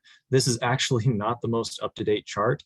This is about 3 months out of date. If you go to Sacramento Municipal Utility District and type in that with rate comparison, they have an updated chart that shows that SDG&E's rates are now approximately 2.4 times more expensive than their rates. So Sacramento customers pay much less than SDG&E customers. Like I said, the reason for that is the continued build out of infrastructure. The blue line here is showing the increasing costs of transmission over the years, and the lines at the bottom, the gray line and the orange line, show the peak electricity delivered as well as the total electricity delivered over the course of the last 2 decades. And you can see that those two lines are flatlining. For SDG&E specifically, we see either flatline or even declining peak electricity demand. So this is the most electricity on any given moment during the course of each of these years. And this is important because that is what the infrastructure is built for. That is what SDG&E needs to serve, needs to account for. And because the peak demand is going down, there's really no reason for additional infrastructure to be built. And that is the main reason that SDG&E is so against rooftop solar. It decreases the amount of electricity that is needed to be brought into the city of San Diego, and it decreases their ability to make the argument to the Public Utilities Commission that they need to build new infrastructure. And that, as a result, reduces the amount of money that is made in profit, and they don't want to see anything like a reduction in the amount of profit, the amount that is going to shareholders. And so the organizations that are opposing rooftop solar at the Public Utilities Commission are the utilities, including SDG&E. The folks that are supporting rooftop solar are clearly rooftop solar installers. That just makes sense. Rooftop solar owners, some think tanks, actually many environmental groups. And then you see newspaper editorials from editorial boards of the newspapers from across the state are also pushing back against this idea that we need to reduce rooftop solar. Reduce the benefits of rooftop solar. So currently, Governor Newsom has pulled back the proposed decision that the Public Utilities Commission put out, and that's really as a result of citizen action. There is need for ongoing citizen action until there is a final decision at the Public Utilities Commission that does support rooftop solar. And so that's really what we're sharing with you all today, is that any additional support that you all can provide would be helpful. This is just one last slide before the, what folks can do. This is showing what we are seeing in the proposed decision right now, which is that fixed costs in SDG&E service territory would increase by approximately 6 times for rooftop solar, new rooftop solar going in. And then the benefits, the amount that rooftop solar owners would be able to sell their excess electricity for would reduce to about 1/6 of what they currently are. And so I'll drop all of this information into the chat after the presentation. But the most important thing to do in order to support rooftop solar, if you all are interested in doing that, is to call the governor's office, to speak to a representative, say, I support rooftop solar. Please make sure that it is a continuing benefit for homeowners, business owners in the state of California. they'll basically put a tally mark up there and say, yes, we have another person supporting rooftop solar.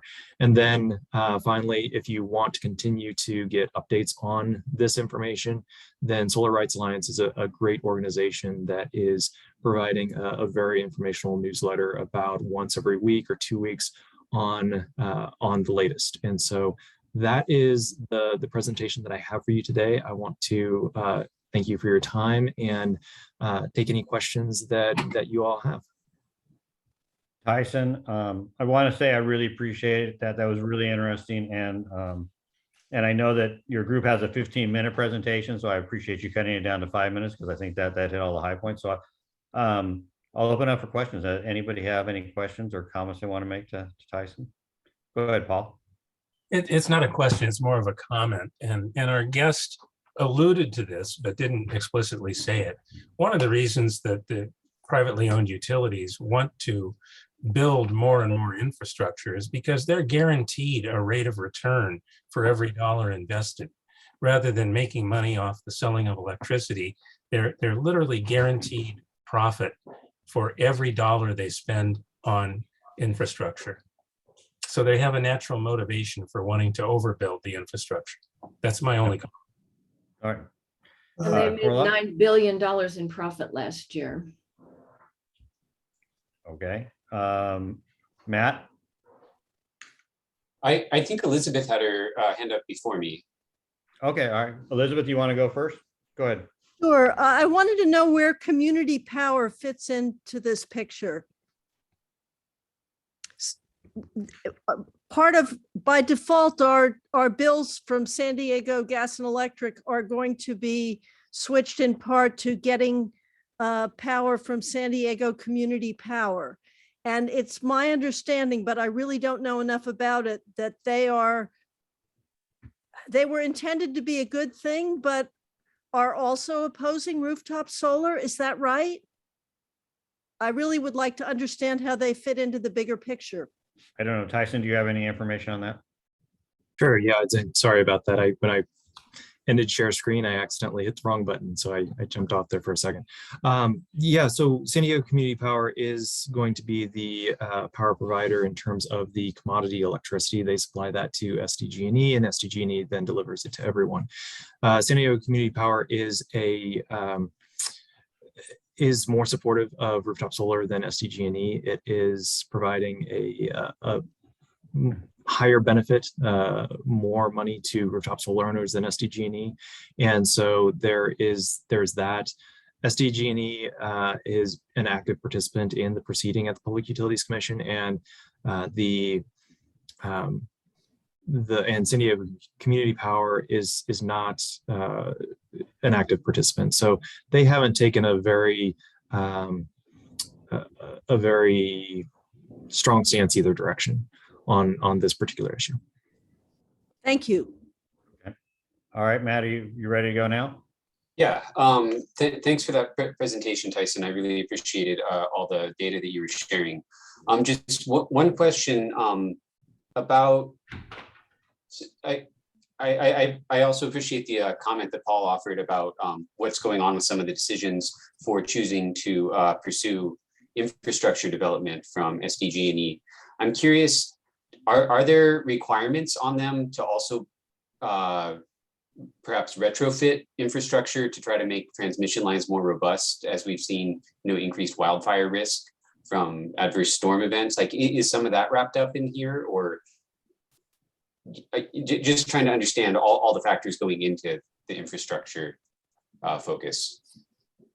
Sure. So this is actually a really interesting way to look at that particular question, which is to take a look again at what Sacramento's municipal utility district is doing. They are in a wildfire area. They are having to deal with transmission lines. They're having to deal with delivering electricity in a high fire threat areas, and they still are able to provide electricity at very affordable rates compared to what we're seeing here in San Diego. And in addition to the information I shared, the projections are that SDG&E's rates are going to continue at a higher percent of increase than Sacramento. So a smaller base, and then it's their rates are going to continue at a smaller percentage increase, which is just it's pretty breathtaking when you take a look at the projections out to 2030. Cool, thanks for that. And yeah, that was a good reminder that you had brought up Sacramento as a case study comparison. And I think you make a good point for why we should be making that comparison. Okay, good. All right, Sam, do you have a question or comment? Yes, I had a question and possibly a two-prong thing. First off, how will the interaction of this entity be with the Public Utilities Commission? Because it seems like it's one step removed. Is this going to work well from that standpoint? Are you asking about the San Diego Community Power Organization, how that works with Public Utilities Commission? So they are regulated by the Public Utilities Commission to a certain extent. They do have to have their procurement plan approved by the Public Utilities Commission, but the state law does allow for SDCP to determine what their procurements are going to be for the most part. There are some specific statutes in there about reliability. And so if the Public Utilities Commission takes a look at San Diego Community Power's overall portfolio and says, you need more batteries in order to be reliable, then the Public Utilities Commission can require them to build them. Beyond that, there is a pretty active participation at the commission in a variety of proceedings that affect San Diego Community Power. For instance, there is an exit fee that San Diego Community Power pays to SDG&E for legacy electricity contracts. That is a proceeding that is very much followed by San Diego Community Power, but there's more freedom than what SDG&E has, and as a result, our local elected officials, who are the board of San Diego Community Power, are really in the driver's seat for what happens on our electricity procurement. And what that board has said is we're going to get to 100% clean energy by 2035, which is 10 years earlier than the state as a whole. Okay, Angela, do you have a question or comment? I just wanted to ask Tyson if he could leave his information in the chat. I have a university student daughter that is very active in clean energy, and maybe she has, she could reach out to you and see if there's ways that she can help, writing letters and stuff. Absolutely. I'll definitely drop my information in the chat, as well as the Solar Rights Alliance and protectourcommunities.org is our website. So folks can get in touch with us that way too. Well, thank you, Tyson. I really appreciate it. And tell Sonia that we appreciate her staying on top of us to get you organized. So thank you, and we appreciate it. Absolutely. Thanks you all for your time. All right. With that, we're going to move on to, we have an update, an information on an update on the Voltaire Street Bridge from Don, and we were also going to work on something about the Cannon Pocket Park, but we kind of got that information. But Don, I'll turn it over to you, pal. Thank you. We've got good news on two fronts. Welcome to Linus, that's coming on board in District 2. You may not have been briefed by your predecessors, but we're in like year number 6 or 7 on this effort to have a great entryway to Point Loma. And Joe Halasic has come up with a design that would simply add a railing. Right now, it just has a chain link fence. It would add a railing, a kind of undulating railing and vertical rods with lights at night. And it would create the effect of a suspension bridge. And it uh, has been delayed. Working with the city is always subject to delays. There was a delay when a high-speed chase ended on the bridge and damaged the chain link fence. And we had to wait until that was done. So Joe has submitted the drawings. He submitted them more than once. We're dancing to the tune of DSD. Two bits of good news. We got another $5,000 donation from the community. And the second part is the Point Loma Association, which is acting as escrow agent on this, has not only collected the 5,000, but it's written checks to pay for processing of the building permits. And so we were kind of excited. Yeah, if the city's taking our money, maybe they'll actually do something in processing the permits.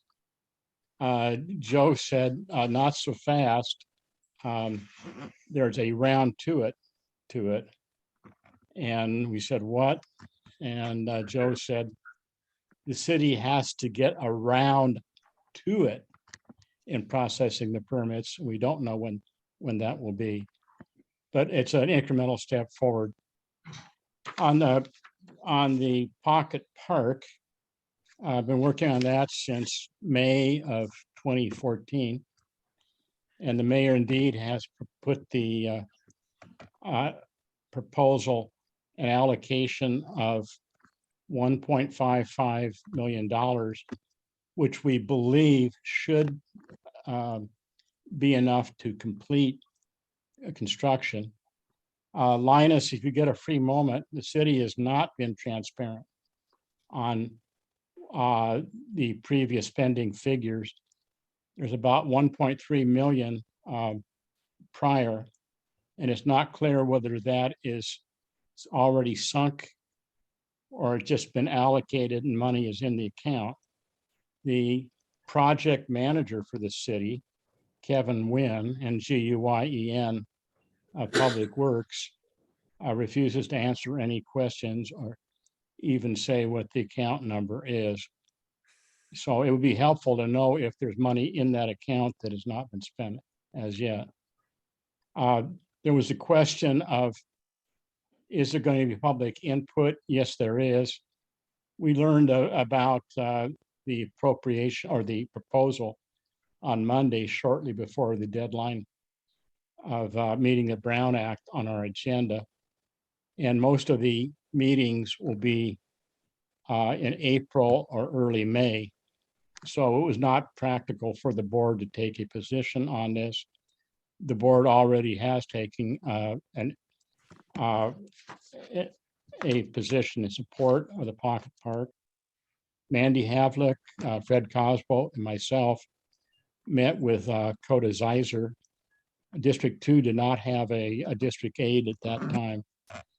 And Coda indeed forwarded to the mayor our concerns. Our concerns were that the city has changed the rules on park priorities, and it puts the pocket parks at the very bottom of the priority system. And all the money that has been sunk into this, including apparently $800,000 on pre-engineering costs, we're not sure what the pre-engineering costs might be. There's no building, no roadway, no structures, no bathroom. So how did they wind up with significant pre-engineering costs? But anyhow, money is in the budget. This park is ready to go to bid, meaning they've addressed all the checklist of possible construction issues. And going to bid is a slow process in itself. They have to come up with the RFP. They have to give interested firms time to indicate their interest. Then they have to select a winning bidder. And of course, the winning applicant needs time to get their team together. But it's it's very good to see that it's recognized in the mayor's budget. That's it from me. Thank you. All right, thanks, Don. I think Linus had a question that you want to ask Linus. Linus, go ahead, ask Don a question. Yeah, Don, you mentioned Kevin. I didn't quite catch the last name. Would you mind It's a spelling? Vietnamese name, or and maybe I blew it, but Nguyen.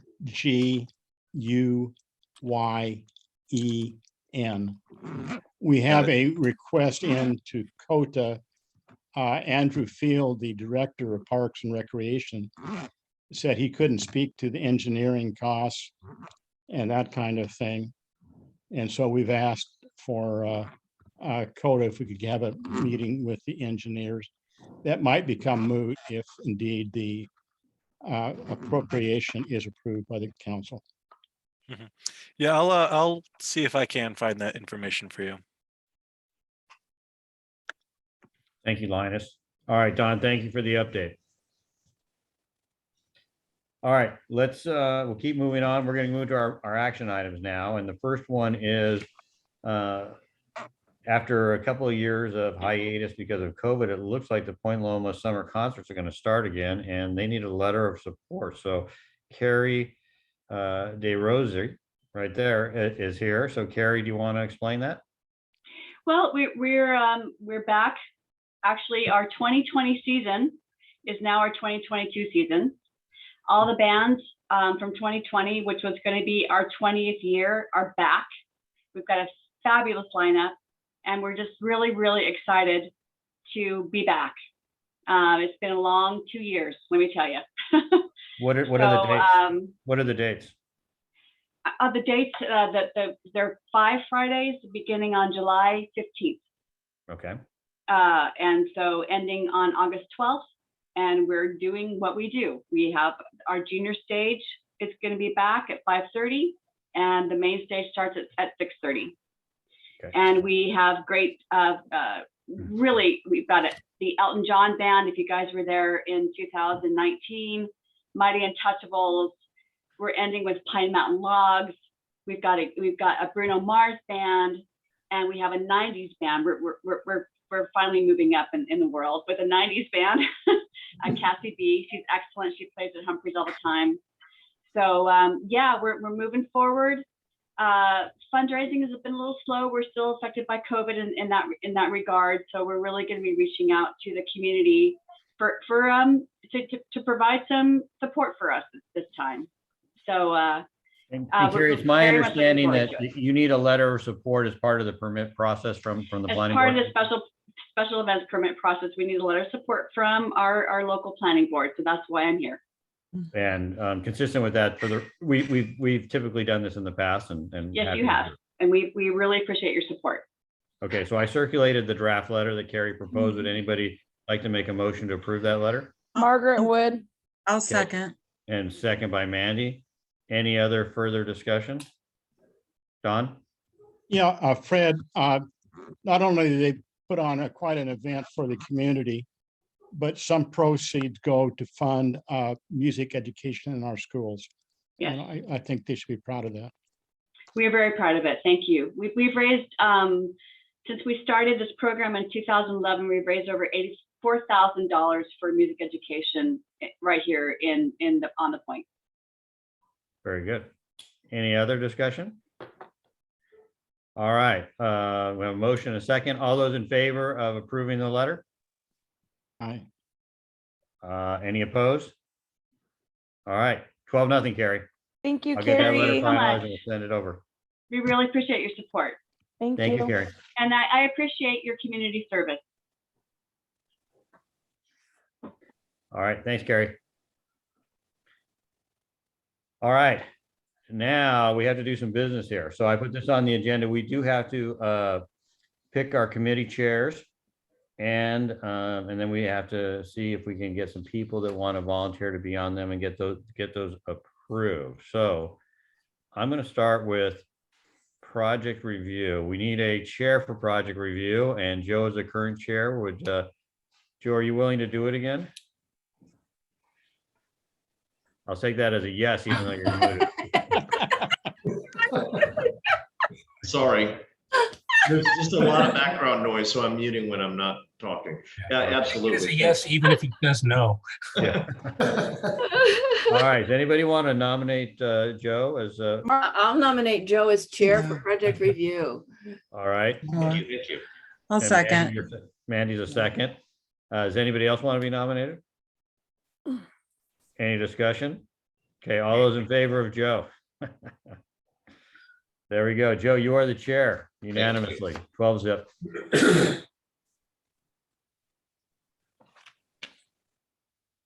All right. Let me see my list here. Second one I got is traffic and transportation. And that, I believe, is currently Mandy. Are you interested in doing that again, Mandy? Yeah, and I do want to let everyone, I know I'm running for city council, but I do still, and I have been, completing my duties in all of these subcommittees. So I'd like to continue to lead on as the chair of the traffic and transportation. And then if things change in the future, we can have a future discussion and put it on the agenda for the board to determine if we need to make replacements for those individual subcommittees. I'd like to nominate Mandy for chair of traffic and transportation committee. Second. Thank you, Corla. Got a second from Paul. All right. Anybody else want to be considered for that? Any further discussion? All those in favor of Mandy for traffic and transportation chair? All right. Any opposed? There you go, Mandy. All right, awesome.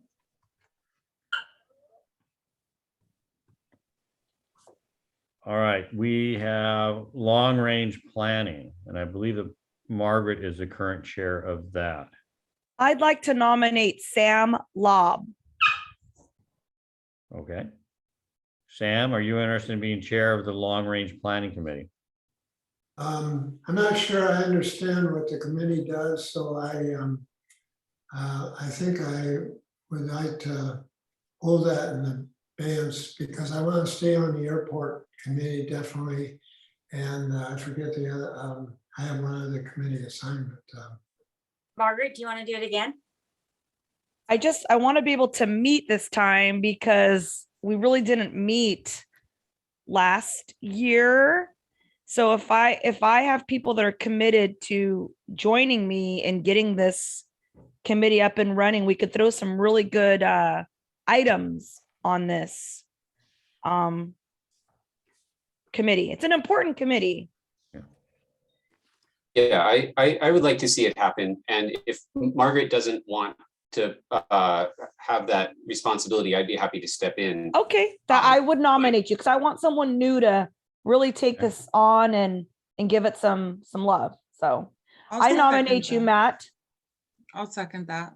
Okay, so I got a nomination of Matt for long-range planning chair by Margaret, seconded by Mandy. Do we have any other nominations? Okay, all those in favor of Matt to be our chair of the long-range planning committee? Good job, Matt. All right, you're it, 12-0.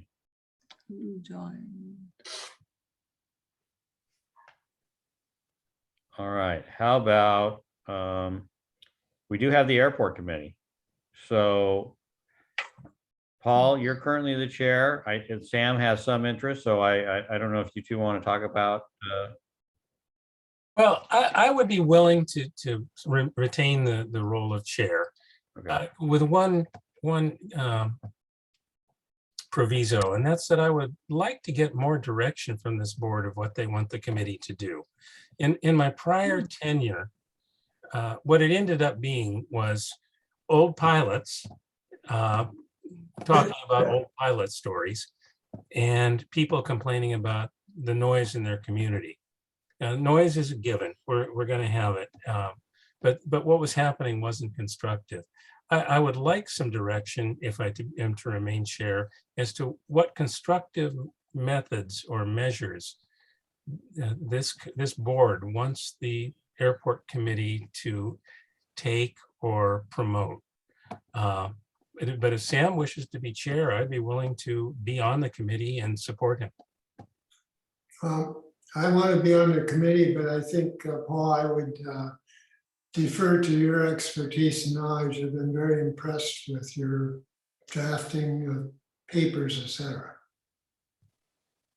So with that said, I will make the nomination for Paul Webb. And maybe at your first meeting, Paul, you can discuss the focus of the group and then bring it back to the board Okay. for review. I think that'd be good. But yeah, I know Midway has been attending some of those. They've been having airport meetings, but I think they feel the same way, Paul. It's just spiraling with no real big game plan to report back. So Mhm. I think a real brand new group with your leadership, we can target and hone in on some of our own personal goals for the community. So I'd like to nominate you. I'll second that nomination. Okay, do we have any other nominations for airport chair? Okay, all those in favor of Paul Webb as airport chair? Congratulations, Paul, 12-0. Please note me as abstaining. Yeah, okay. All right, 11-0-1. Okay. Yeah. And I think, I mean, I do think that we've done a good job, but that's part of the ANAC thing, is that getting the Part 150 study done and following up on that on the ANAC subcommittee, and the ANAC subcommittee recommendations are sort of positive ways that we can address noise issues in a way that you can work with the airport, work with the airlines, and mitigate the impact of what's going on. So other than just complaining about it. And I think just giving us the heads up of what's coming down the pipelines. Just attending other meetings, there's going to be all these additional expansions, and what does it mean for us? The potential of Barnett exit being closed. So getting some of that information ahead of time for us could, I think, definitely be helpful as far as in our involvement as a board in some of those meetings, Paul. Well, I have to plead ignorance. I don't know anything about Barnett exit being closed. I'm not sure what that, I haven't heard nothing about that. I'll give you some information. Okay. Okay. All right. How about the environmental committee? Mandy, I think, was a co-chair with Eva, but Eva will be dropping off. So I'd like to Yeah. nominate Mandy if she takes it on. Yeah, I want to continue being the Since chair. I'll you're, accept that. I think since you're invested with our new interns as well. Yes, the high school keeping- liaisons. Yes, keeping. I them would focused. invite, if there's any interest, if someone would like to co-chair that subcommittee with me and get that experience of chairing and those responsibilities, I'd be willing to co-chair. I think it works well with two people from what I've seen. I don't know. Tina, would you be interested? I would co-chair with her. I don't want to be a chair, but I'll co-chair. Yeah, I would love that, Tina. So I nominate Tina to co-chair. Sorry. I could just We kind do of it in one. we went a little ahead, but Yeah, since I have a motion, Fred, I think if it's okay with you, I can just nominate Mandy and Tina to co-chair that committee. the environmental committee, you can do I'll that. Do we have a I'll second that amendment. Okay, thank Okay, by you. Corla. All right. Does anybody else want to be considered for chairing the environmental committee? Okay, all those in favor of Mandy and Tina to co-chair the environmental committee, raise your hands. I don't know if I vote for myself, but You can vote for yourself. I'm gonna Okay. vote. All right, so I'm going to count you as 12-0. You two are Mandy and Tina. Good job. And I appreciate you volunteering, Tina. Yeah. For the record, we got a note here from Matt that he abstained on his vote for long range planning. So that one also was 11-0-1, but you can vote for yourself or you can abstain.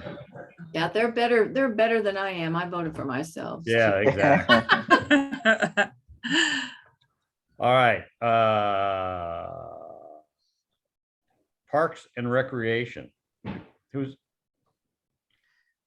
Are you, Mandy, are you the chair of I'm that? also the chair of that, yes. And so I know Don was the previous chair and I took his thing. So I mean, if he's wanting to take it on back, he's more than welcome to. But if not, I would like to continue being the chair of the Parks and Rec subcommittee. I think the status quo is working well if Mandy can handle it, and I'll be there. All So, right, thank you. Don, you want to nominate Mandy? I do want to nominate Mandy. Yes, I sir. actually want to say that maybe she would like Angela to help her co-chair because you have a lot of plate, Mandy. Yeah, you're on a lot of committees. Well, I'm doing it. I love what I do. So I definitely, like I said, I want to continue on. Angela, I would accept, you know, I if you nominate want to Angela to co-chair, co-chair. that would definitely be something that would be helpful. But yeah, it's really up to Sure, Angela. I can help you. Awesome. So do we have a motion on the floor? All right, so Don, do you want to, I think the motion is that Don, And I nominate Mandy to be chair. And we've Oh. heard an expression of people that are willing to be on the committee and help. I think the discussion was that they wanted to co-chair Mandy and Angela. Are you willing to make that motion? I'm willing to make that motion as well. Is that good with you, Angela? Yes, that's fine. Okay, and Tina, you're seconding that? Okay, so I got a motion to make Mandy and Angela co-chairs of the Park and Recreation Committee. Anybody else want to be considered?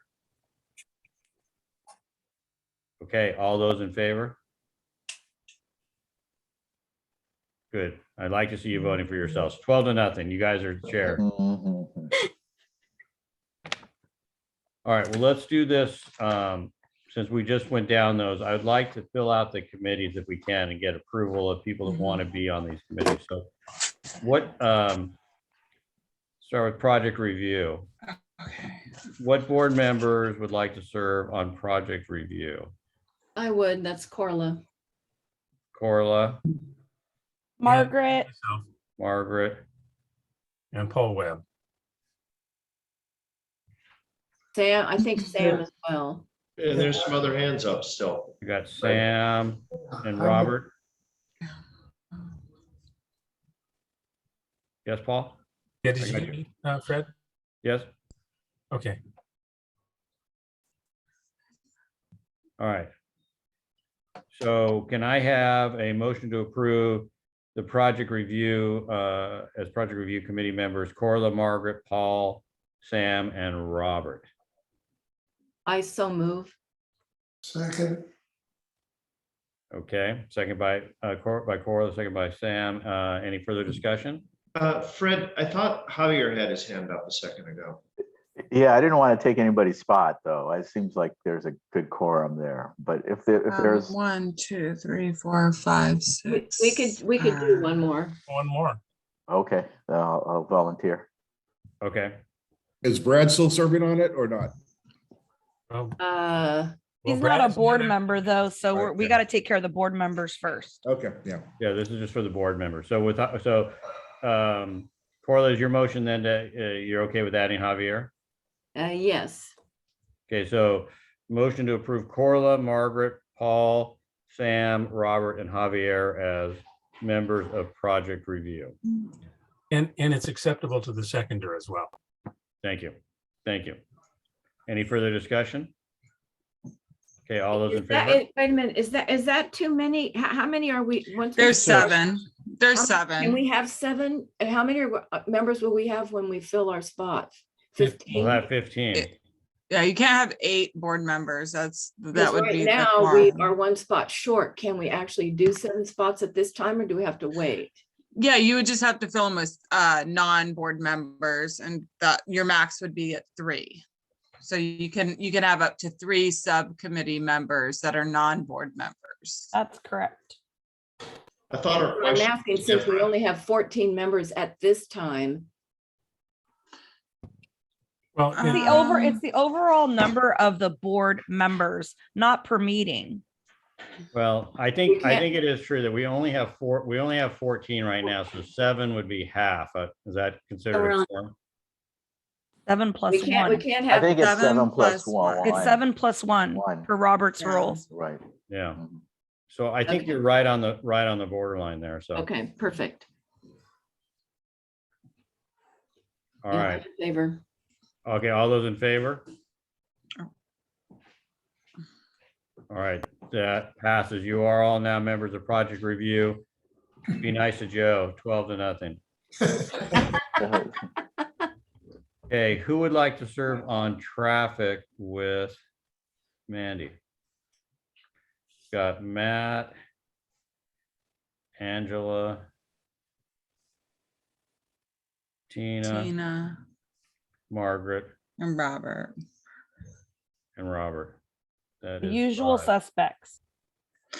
And I Would it know, be- I know Nicole's not here, but I would assume that she would want to continue on. So I'd like to include her in that friendly, Okay. in that motion, whoever makes that. Okay, I think that she's currently a member, right? Yes. Yeah, so I think that she would like to, yeah. Okay. So Okay, that's. so- just- 1, 2, 3, I like 4, to say 5, I 6, saw 7. this committee in action last week and it's a really dynamic committee with a lot of participation, a lot of ideas. And I was truly impressed by how you guys operate. And I want to thank you for all the time and energy you put into that committee because I was impressed. It was a lot of fun. Thank you. Thank you, Corla. Yeah, I Okay. really enjoyed working with everyone. So I'll make a motion if there's no other names on the table to approve Matt, Angela, Margaret, Tina, and Robert and Nicole Burgess as subcommittee members. Got a second? Second. Sam, okay. All those in favor? There we go. 12-0. You got yourself a committee. Okay. All right. Long-range planning with Matt. Who wants to serve on long-range planning with Matt? Got Margaret. Got Javier. Anybody else? Come on, Sam, we need you. Okay. All right, Sam. There we go. Okay, All right. just that friendly request. I All make a Corla. I make a motion to approve Margaret, Javier, and Sam as subcommittee members of the long range planning. I'll second that. Okay. Any further discussion? All those in favor? There we go. Passes 12-0. All right, airport with Paul. Who wants to serve on the airport committee?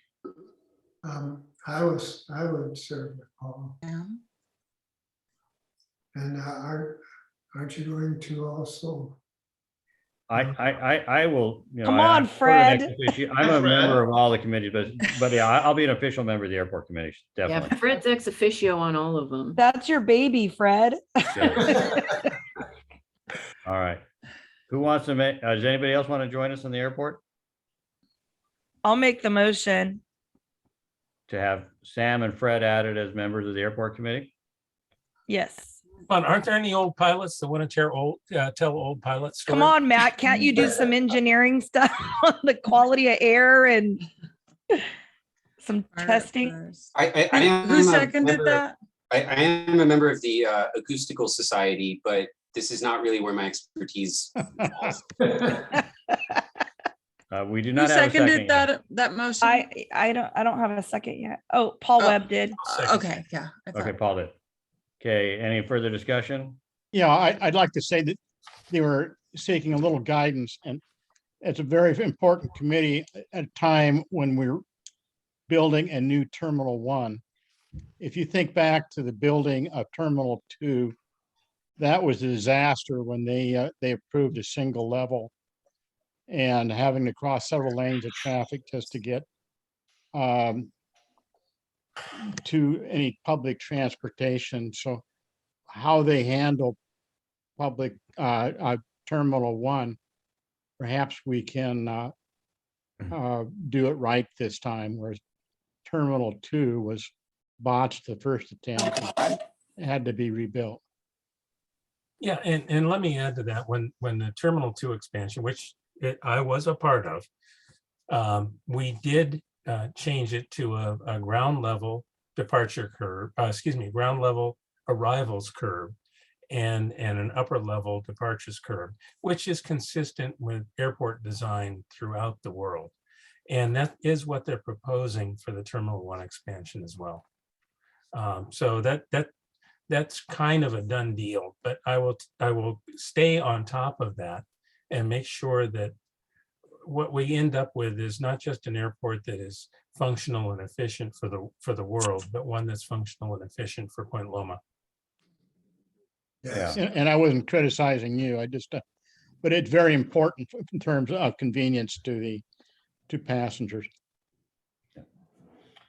All right, so we need a vote then. All those in favor of adding, I don't think we did that. All those in favor of adding me and Sam to the airport committee? All right, Sam, we're in 12-0. All right, environmental committee. Who wants to be on the environmental committee? I'll love to work with you guys on it. Okay, I got Javier. Anybody else?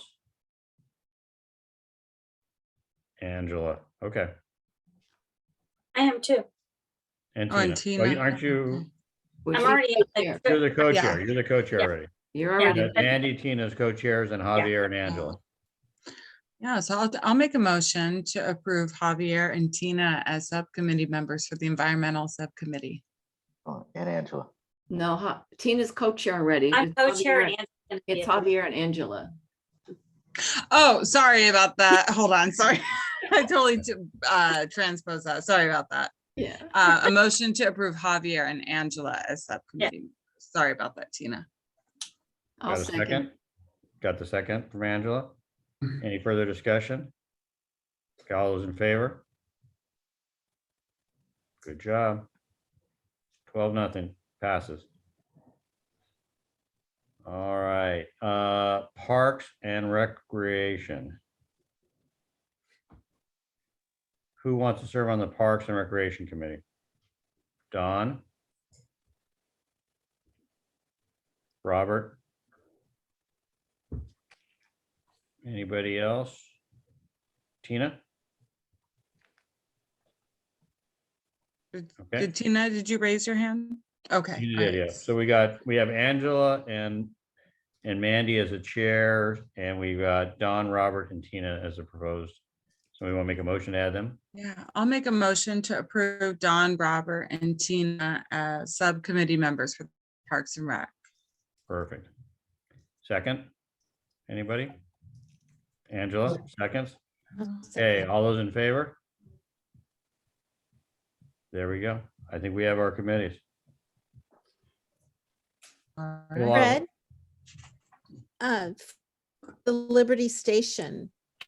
Oh, yeah. We can- Isn't that a liaison position?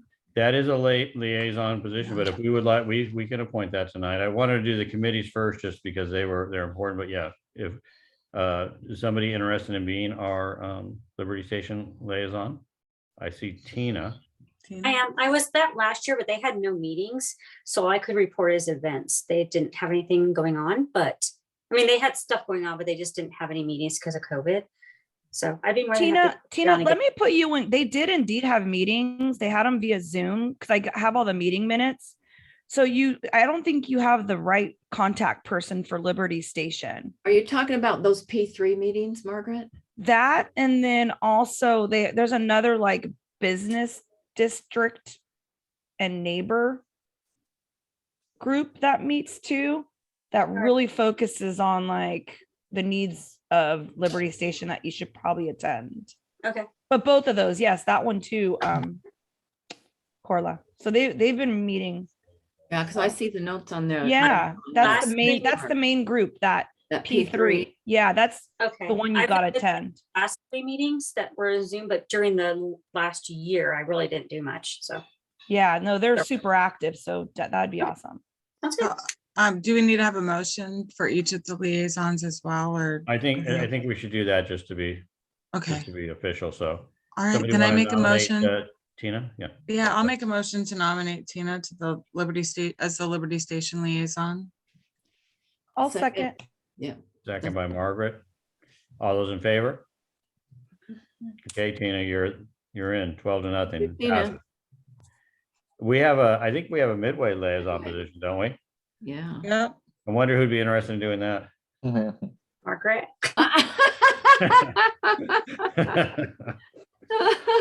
All right. Anybody want to nominate Margaret? as the I'll midway nominate liaison? Margaret. I'll second. Okay. Any further discussion? All those in favor?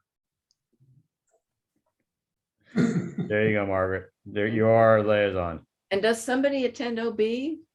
I attend OB and I'd You've like been to doing OB, continue. haven't you? Yeah. Okay. Somebody want to nominate Mandy as our continued OB liaison? I'll nominate Mandy. Sam, any a second?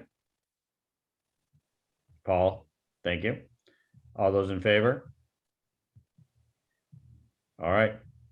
And I will Mandy, just you- state that I am no longer a subcommittee. Nicole and I are no longer subcommittee members on their traffic and transportation or their parks subcommittees. They've decided to not include community members that do not live within their boundaries anymore for their subcommittee meetings. So I just wanted to let everyone know that changed. Okay. Thank you. All right, well, I think that that's fair. I think we had that discussion and we Yeah. kind of came to a similar conclusion. Yeah. And then. Well, it was really encouraging too, because they didn't have any real participation from community members. So it was really encouraging to see some new members and new faces show up to volunteer. So that's a good thing.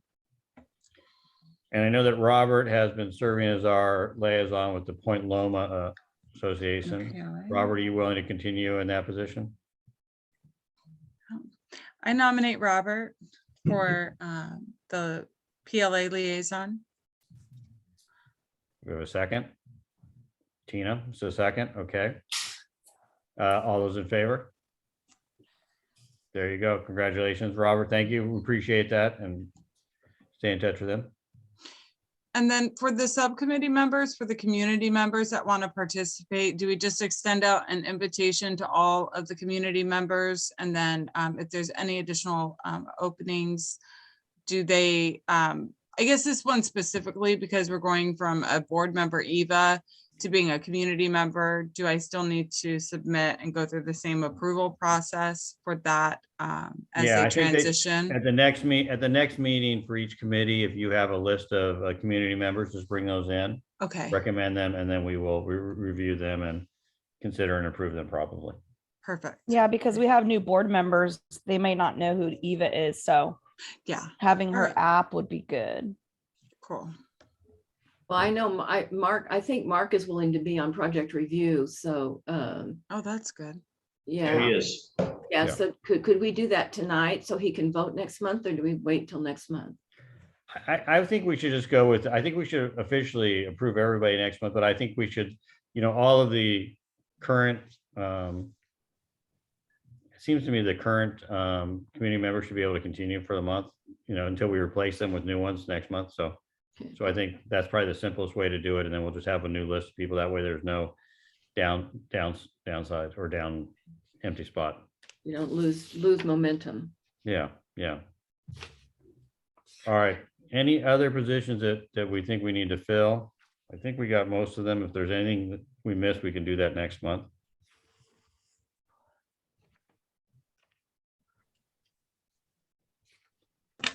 How about, Corla's been our CPC rep. Do we need to, Corla, do you need a vote to continue as our CPC rep?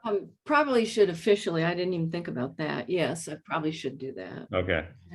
And I don't I want can people, continue doing it if. I don't want people to think I'm going to go to the CPC meeting, so. All right, so does anybody else want to be our CPC rep? I'm All not right. What, anybody want to make a motion to get Corla continue to be our CPC rep? Thank you, Tina. We have a second. Paul? Okay, all those in favor of Corla continuing as our CPC rep? I'll do it. Congratulations, Corla. Thank you. Thank It's you. an important job with everything that's going on there, but it's a tough assignment, so thank you.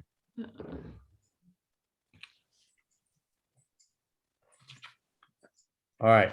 Well, consistent with that, I know the one that I do know is that they need to reaffirm our ANAC representation. And so I put that on the agenda since I've been our ANAC representative for a long time. And so we do need to appoint an ANAC representative. I have served there for a long time. So I don't know, between Paul and Sam, I'm willing to be flexible. I don't have to do it. I've done it for a long time. And so if, I know, Paul, you've served on ANAC before, and Sam, you want to get more involved in noise. And so that's ground zero on getting involved in noise. So if either of you are interested in becoming our ANAC representative, I'd be willing to let you do it. I'd be willing to either be your alternate or serve as the ANAC representative, whichever you would prefer. That's how we did it last year, where I was a representative and you were the alternate. That worked pretty well. Sam, any Sam thoughts? wanted to take it over. I'd be willing to support that as well. Sam, any thoughts? I moved Fred as the ANAC and Paul as the alternate, as it was last year. Okay. All right, that's good with me. Is that a second from Sam? Yes. Okay, all those in favor of me and Paul to do an ANAC? Perfect. All right, thank you. That passes 12-0. All right, I know we've got a lot going on again. We passed a lot of stuff there. That's very productive. So we're going to go to the next one, which is meeting in person or meeting via Zoom. And I put this on the agenda just to get everybody's temperature. And I know we got the update from Tracy. I think the Zoom meetings have been working pretty well. I know that there's, traditionally people met in person. I'm kind of open-minded and flexible about it. I know there's a new variant of COVID, so I'm worried about people's health. I'm not sure that we need to be on the cutting edge of going out there and meeting in person. So, and I understand, Corla can probably give us a little bit more detail. I think she knows better than I, but I believe that there are continue to be provisions out there for us to meet remotely as long as we vote and approve that at the beginning of each meeting. And so, I mean, in general, I guess my sense is I'm inclined for us not to be a leader in exposing people to COVID, but to go for the next month or two and continue to meet virtually and see how things develop. But I really want to open up and people's thoughts. So Paul, go ahead. Yeah, well, there's leading edge and there's bleeding edge. And I'm personally not willing at this point to be part of the bleeding edge. I flew on a commercial airline flight last week, and I'm still not sure how comfortable I was with that, having shoulder to shoulder with strangers. Given the uncertainties, I'm not really willing to go back to in-person meetings. I would agree with Paul as well. I just have 2 young children, and I mean, even the convenience factor of this, I have to say, I'm going to miss being virtual, because I really do appreciate being able to attend from the comfort of my humble abode. So I would also agree with Fred that I'd like to delay. I don't think there's any harm in being, putting a delay in going back to in person. Yeah, and I think that Margaret, go ahead. Go ahead. Oh, I was just going to back our chair up in saying, let's stay safe. It's working for us. We're meeting pretty nicely. Everyone's able to make the committee meetings, I'm finding, via Zoom. And we're getting, a full quorum here as well for our meetings. Why change it if we don't feel 100% comfortable? And a lot of people are working from home still. So yeah, I back Fred's concerns completely. Okay, Sam, your thoughts? Yes, I wanted to say that in addition to the BA.2, seems like there is still a transformation of these viruses, and I'm concerned that they can come quicker and be more, there could be more mortality than we realize. And, I'm in favor of the status quo myself, just because I'm probably one of the older ones here who would be most affected by that type of virus.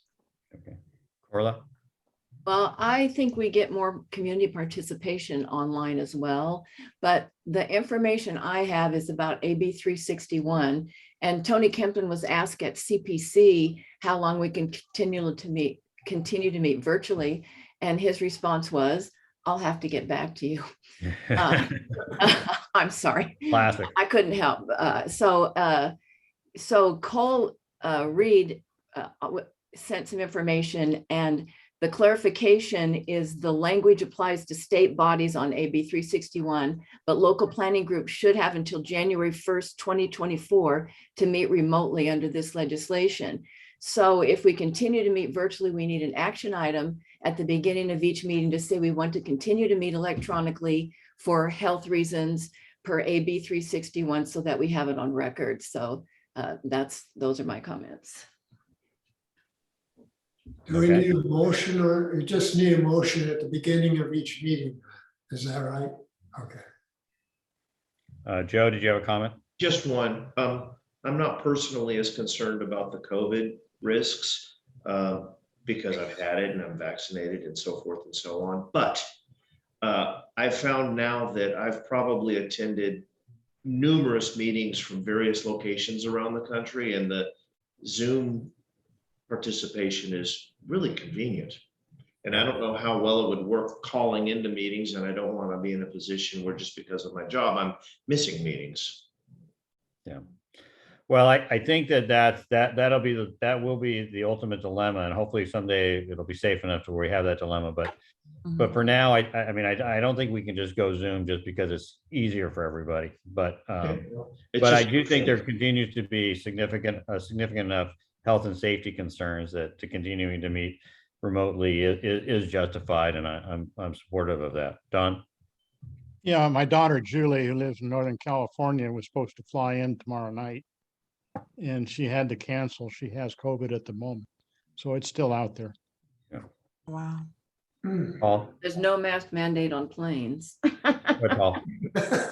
And Fred, you have participated remotely, and I have participated remotely, and David Dick participated remotely when all three of us individually were out of the area, and it worked just fine. Yeah. Dealing with hotel Wi-Fi, and it was not a problem. Yeah. I'd like to make a motion, Fred, if you don't mind, Go ahead. to stick with Zoom until we are notified or until we feel safe to meet in person.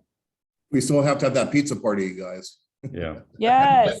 Fred, you owe us pizza. Yeah, I do. I'll get the pizza. I'll get pizza for everybody. All right. Do we have a second for that motion? Robert? Okay. All those in favor? It appears that we have any opposed? All right. Good. All right. So with that passes 12-0, and I'll continue to monitor the situation, and if it looks like there's a change in the situation, then we'll address it at that point. All right. I'm going to turn it over to Angela just briefly for the next item, which is really just sort of an update on where we stand with the vacancy and the procedures for next month to fill that vacancy. We have 2 applications that we've received for that vacancy. Anybody that had not attended a meeting previously in the year was supposed to attend today's meeting. And the applications are due May 12th before our May 19th meeting. So I've been taking a roll of everybody who's been here.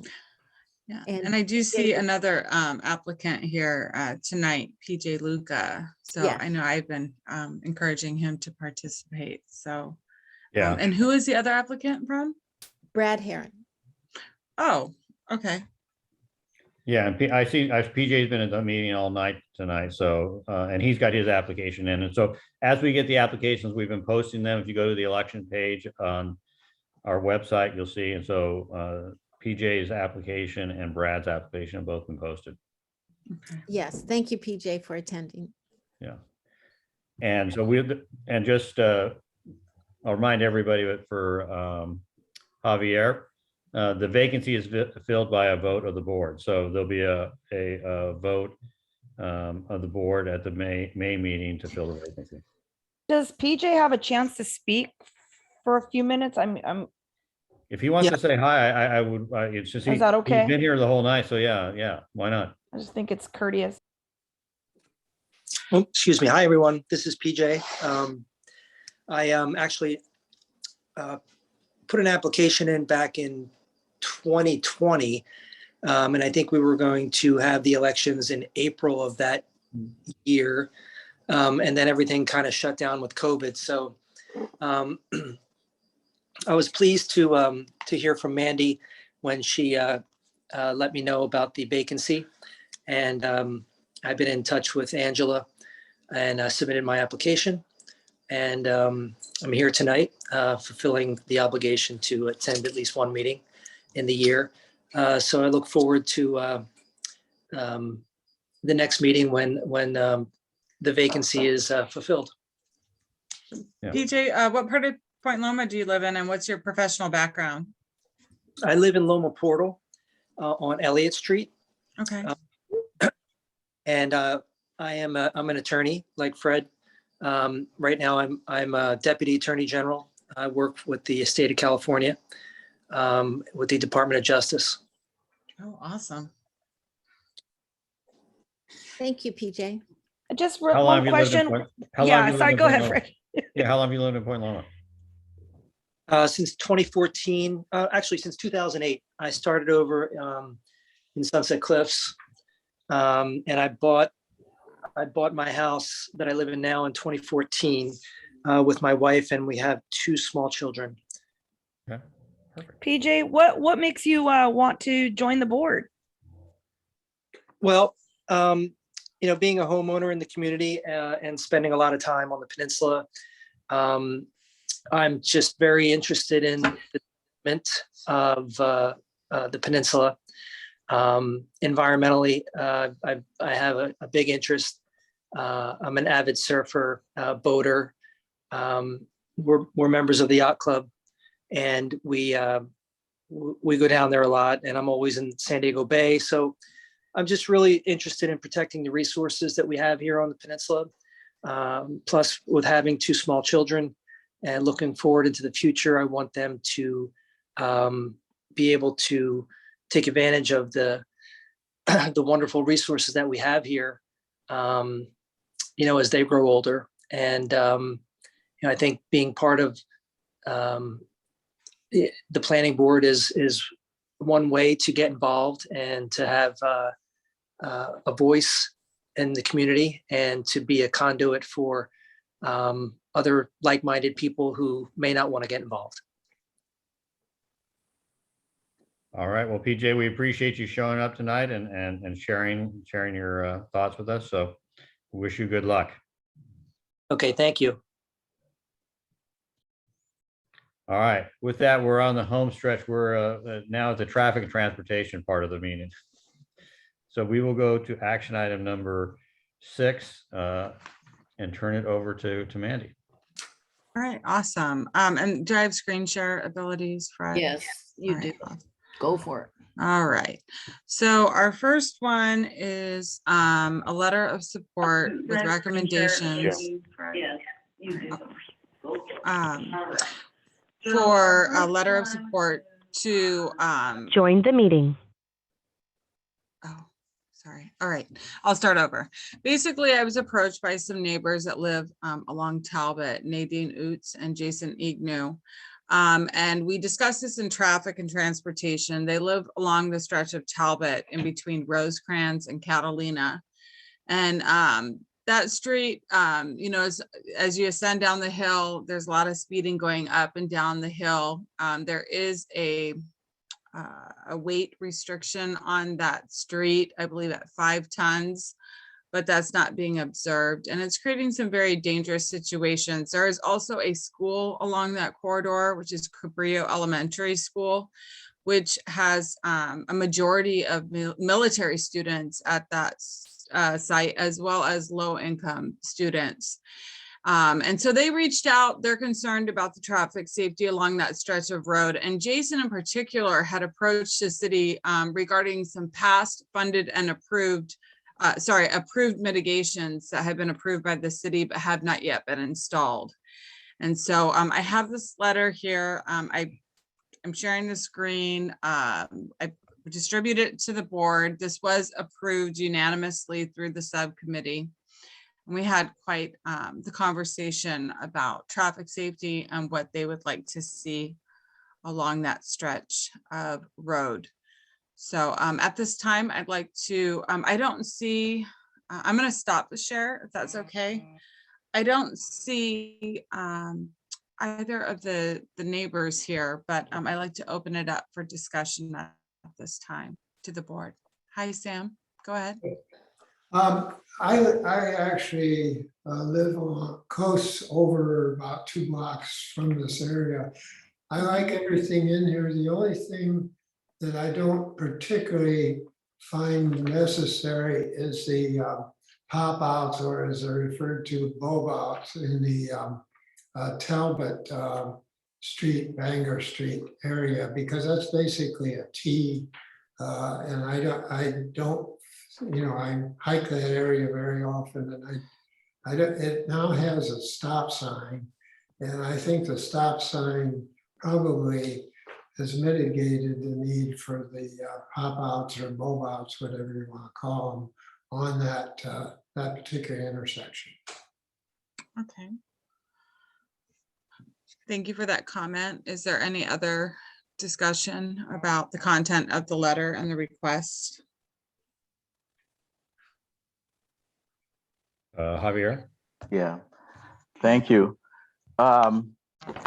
Yeah, my first home in Point Loma was on Talbot Street, and I certainly recognize the traffic concerns, and I definitely support the need for traffic calming on Talbot Street. But also, I also recognize that Talbot Street is a collector street on the Peninsula Community Plan, and it's a vital link that the Woodin area uses to Rosecrans and to the Bayfront.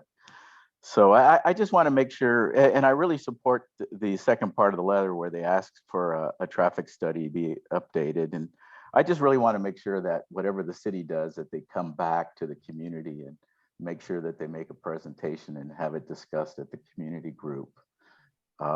Just because it is a collector street, and I think there's a lot of interest on Talbot Street, people using that collector street. So I do have one other suggestion. There's a discussion on speed bumps. I just don't think speed bumps are appropriate on Talbot Street. But other than that, I do support the letter and the need for traffic calming. All right, I do appreciate your comments. With regards, I just want to respond with the bulb out request. That's an already approved mitigation that's been approved by the city. That was already listed. That was provided to us by the neighbor, Jason Ignu. I mean, if we can have discussion on that. I mean, we did discuss this in depth, and we felt like that would still be appropriate. And again, this is obviously if there's a stop sign and the bop outs aren't necessary, we'd like to leave that up to the city's discretion. The road humps that are being requested, Javier, I just want to bring this to your attention. In the past, that mitigation, there were concerns about, level of service, the streets being utilized by first responders to get emergency vehicles throughout our community in a safe and expeditious manner. But these new road humps, there is a form on the PCPB Traffic and Transportation Subcommittee page. There is a criteria for them, and ultimately the city has redesigned these road humps to allow for the emergency vehicles to transit over them without going airborne, because basically the new design has they've measured it to the wheel well of these emergency vehicles. So that would not be of concern. Being that it's a collector street, I understand that it's kind of being used as a thoroughfare to connect people from the wooded area to Rosecrans, but there is a limitation on that site for the weight of vehicles that is being ignored as well, because it is like a residential, the homes along that area. I can definitely have a discussion about modifying the request to that, but I just wanted to bring that to your attention, Javier. Go ahead, Margaret. Yeah, again, we went through we took some really good time at deciding what we were going to put in the letter. We cut a lot out, and basically it just gets down to what the city engineer, that's why we asked for a reevaluation. He's going to decide what. I think that was the biggest bullet point that we asked for, was for the city to actually go out there and reevaluate. And then they're the ones that are going to decide what goes on there. But we really seriously, when we were listening to the neighbors come speak and give their suggestions, we didn't just take their suggestions and put in the letter. We as a collective group provided just different options. And at the end of the day, they're going to be the ones, the city, to decide what works best there. So we didn't close the door on just, adding what the neighbors stated. We decided to add that evaluation to the letter. All right. So, Paul? so I before we go to Paul, I'm going to throw a motion out there to accept the letter. Okay. Paul, go ahead. We as a community are struggling, dealing with a legacy of streets that are not designed to handle or accommodate the traffic numbers that they're forced to. And there's not going to be any new traffic lanes. I mean, the design proposals that we see is reducing traffic lanes. This is a major collector street, and we have major streets and collector streets like Talbot, like Canyon, parts of Rosecrans, West Point Loma, Voltaire, Narragansett, that are effectively two-lane streets, one lane in each direction. And we're going to ultimately come to a point where many years ago, Dusty Roads, who some of you may remember as the namesake for PA Dusty Roads Park, was so frustrated by traffic that he was proposing, even though he was a staunch environmentalist, he was proposing a new road through Formosa Slough. And the way we're approaching traffic and congestion, I fear that we're going to end up in a situation where we have Scripps Ranch, where people couldn't get out of their communities in times of fire, where emergency vehicles are congested during events like the OB Pier fireworks, the Christmas parade, the street fairs.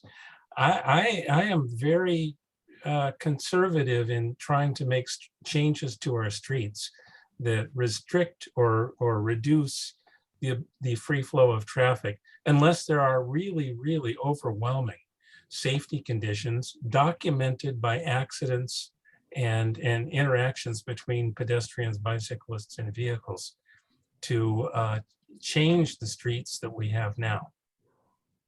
That's all I have to say. Thank you, Paul. Thank you. I'll go ahead and second Margaret's motion at this point. Have any further? Any further discussion? Yeah, I have a discussion point. Go ahead, Sam. I just wanted to say that some of these things are dated like 2015, so forth. And for example, it doesn't recognize that there was a stop sign put at the Bangor Talbot intersection. So to some extent, I think we're not giving a full picture here. And I kind of have to also second what Paul did, is that I don't like to put in things which cause delay of traffic and more air pollution, particularly in areas such as Talbot Street, where there are a lot of residences in a very nice residential area. Well, I appreciate those opinions. Sam, thank you for sharing that. Do we have any other comments or discussion? Yeah, I just wanted to follow up. I certainly, as I said, I think that traffic calming is very important on Talbot Street. People do rush up and down the street. And really my point was that speed bumps and putting those on a collector street is very controversial. And I just want to make sure that the city comes back to the community group and presents their recommendation. So that's really all that I want to see.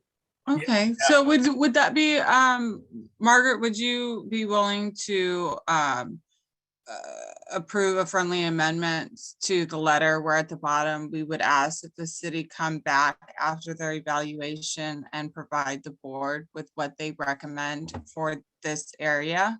Yes, I would. I because- think that would be, you know, and again, kind of bringing into account Sam's concerns that some of these approved mitigations are older. They may not be appropriate at this time. So I'd like to make if Margaret's willing to accept that, I'll second that motion and then put a blurb at the bottom. And I'm with Javier. I'm not a big fan of these speed bumps at all.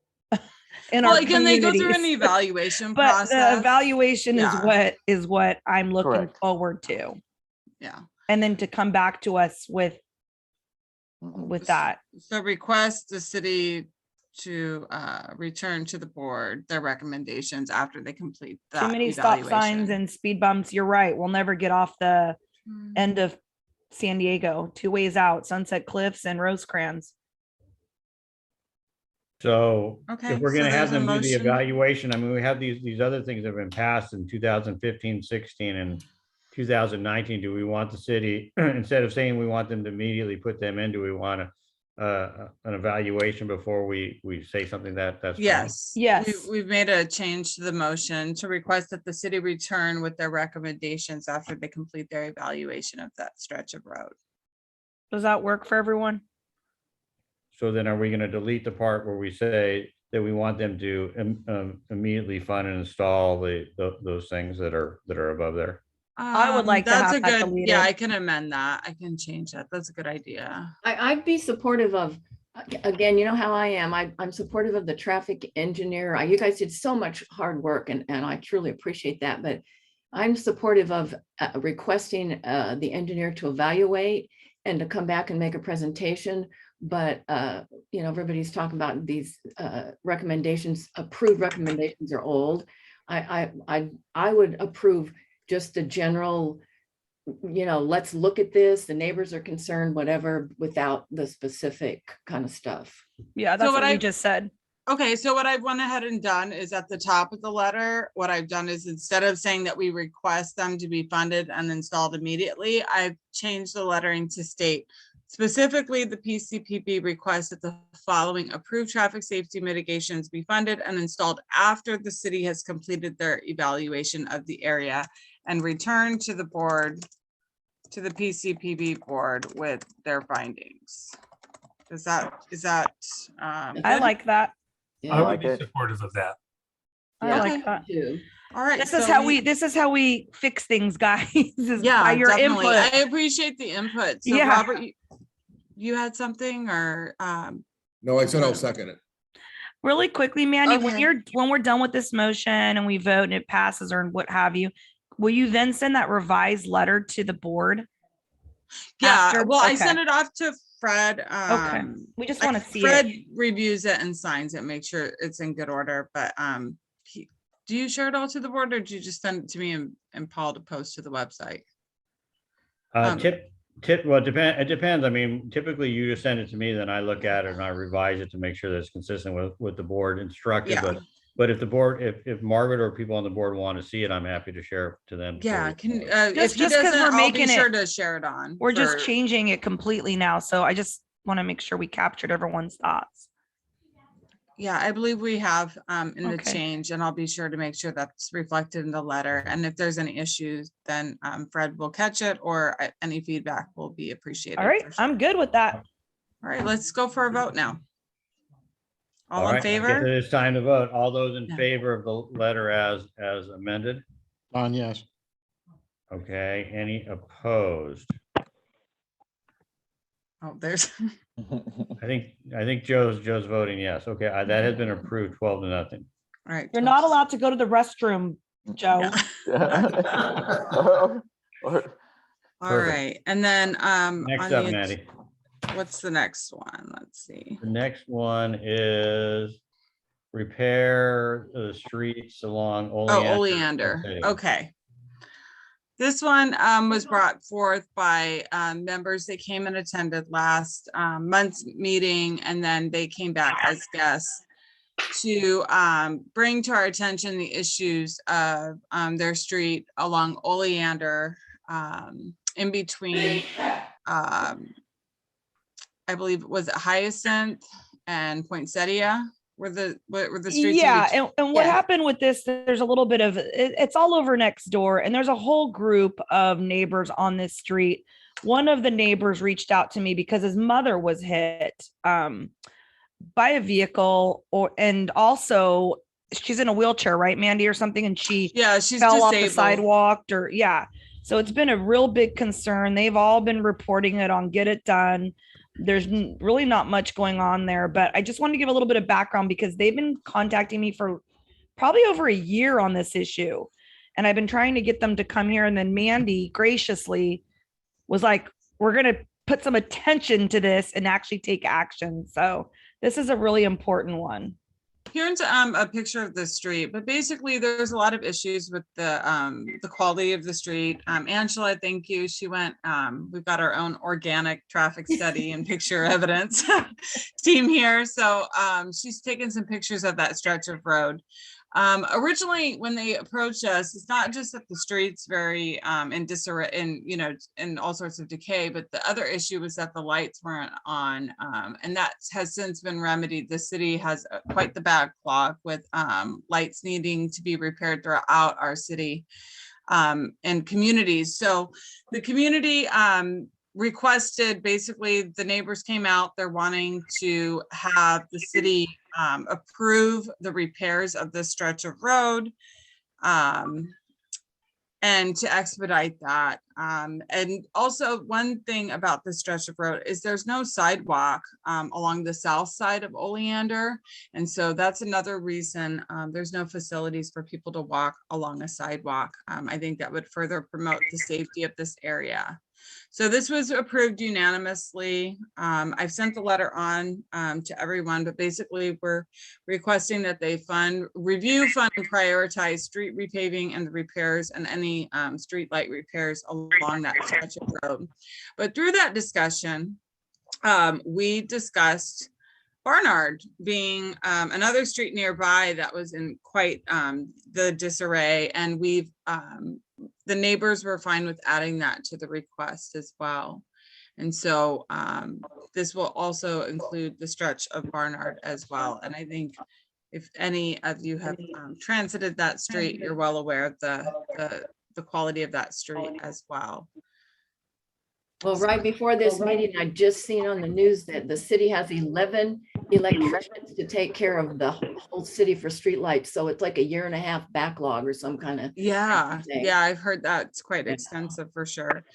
But I wanted to bring this to the attention of the board. At first we thought, hey, maybe this might qualify for Sexy Streets, which is an initiative that Todd Glory had started, but again, that has an equity component, and so our neighborhood would not qualify for that. And I believe that they've already earmarked locations for that funding for that program. So again, we'd like to prioritize the repairs, the review, the repairs, and the funding of this location to ensure the safety of the people living along that area.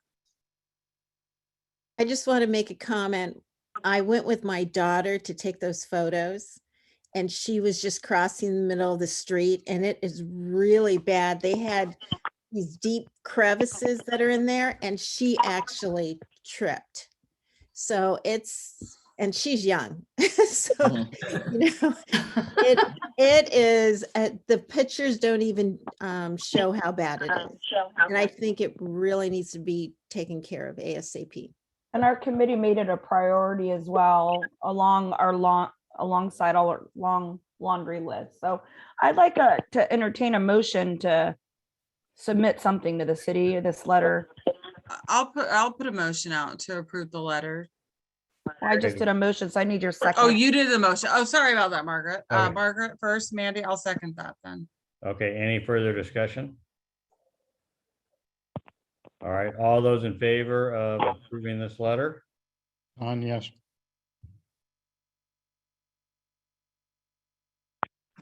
All right, I don't see Joe anymore unless he's on the phone. I'm here. I'm on the phone. Is that a yes then, Joe? Yeah, All I'm right. on the phone. I'm yes. All right, passes 12-0. All right, awesome. Thank you for your support, everyone. All And right, then the final. our last action item of the night, Mandy. The Yes, letter it's- requesting speed bumps, I don't know, along Chatsworth. I don't know. It could be- Yes, and I don't know if the neighbors are, oh, Linda is here.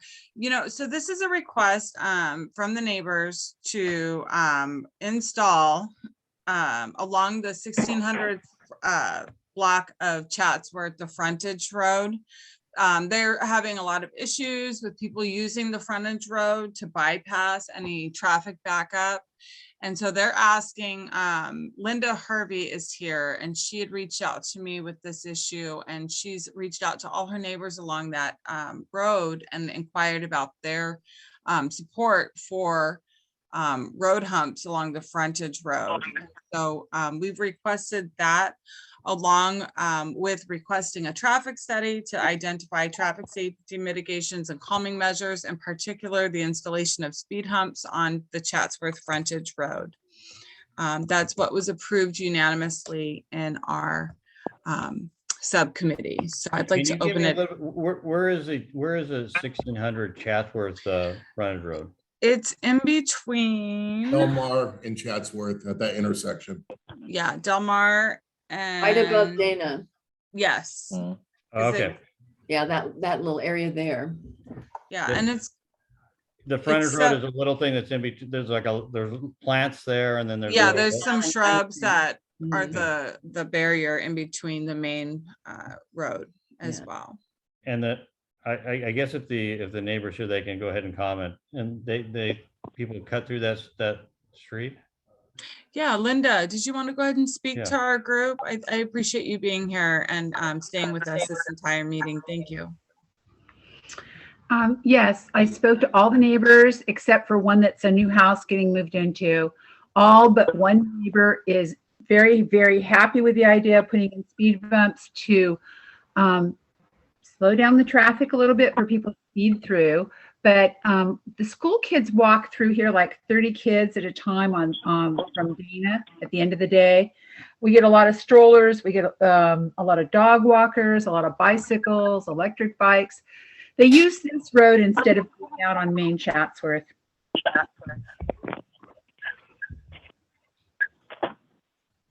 I think Eric is here on this issue as well. That's correct. I'll endorse everything that Linda has said. And even just this morning, I was taking out the trash, and there was a gentleman older than I who was out there strolling up the hill and was almost run over by a car who's decided that they, can go about 40 miles an hour up and down this very narrow street. For those who aren't familiar with it, it's barely a lane wide. There's only parking on one side. The hedges are on the other side, and it's really not safe for anyone to be going more than about 15 miles per hour up and down the street. Lots of kids, lots of people walking, as Linda said, walking their dogs or whatnot. And it's throughout the day. It's not just when the schools are letting out kids from Dana or the kids going up to Silvergate. It's not just then. That's the worst time when those kids are coming and going, but it's all day long. Especially at commute time, it's just insane.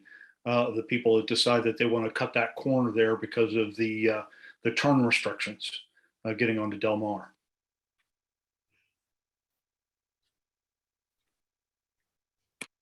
All right. Thank Matt, you do you for have a sharing. comment?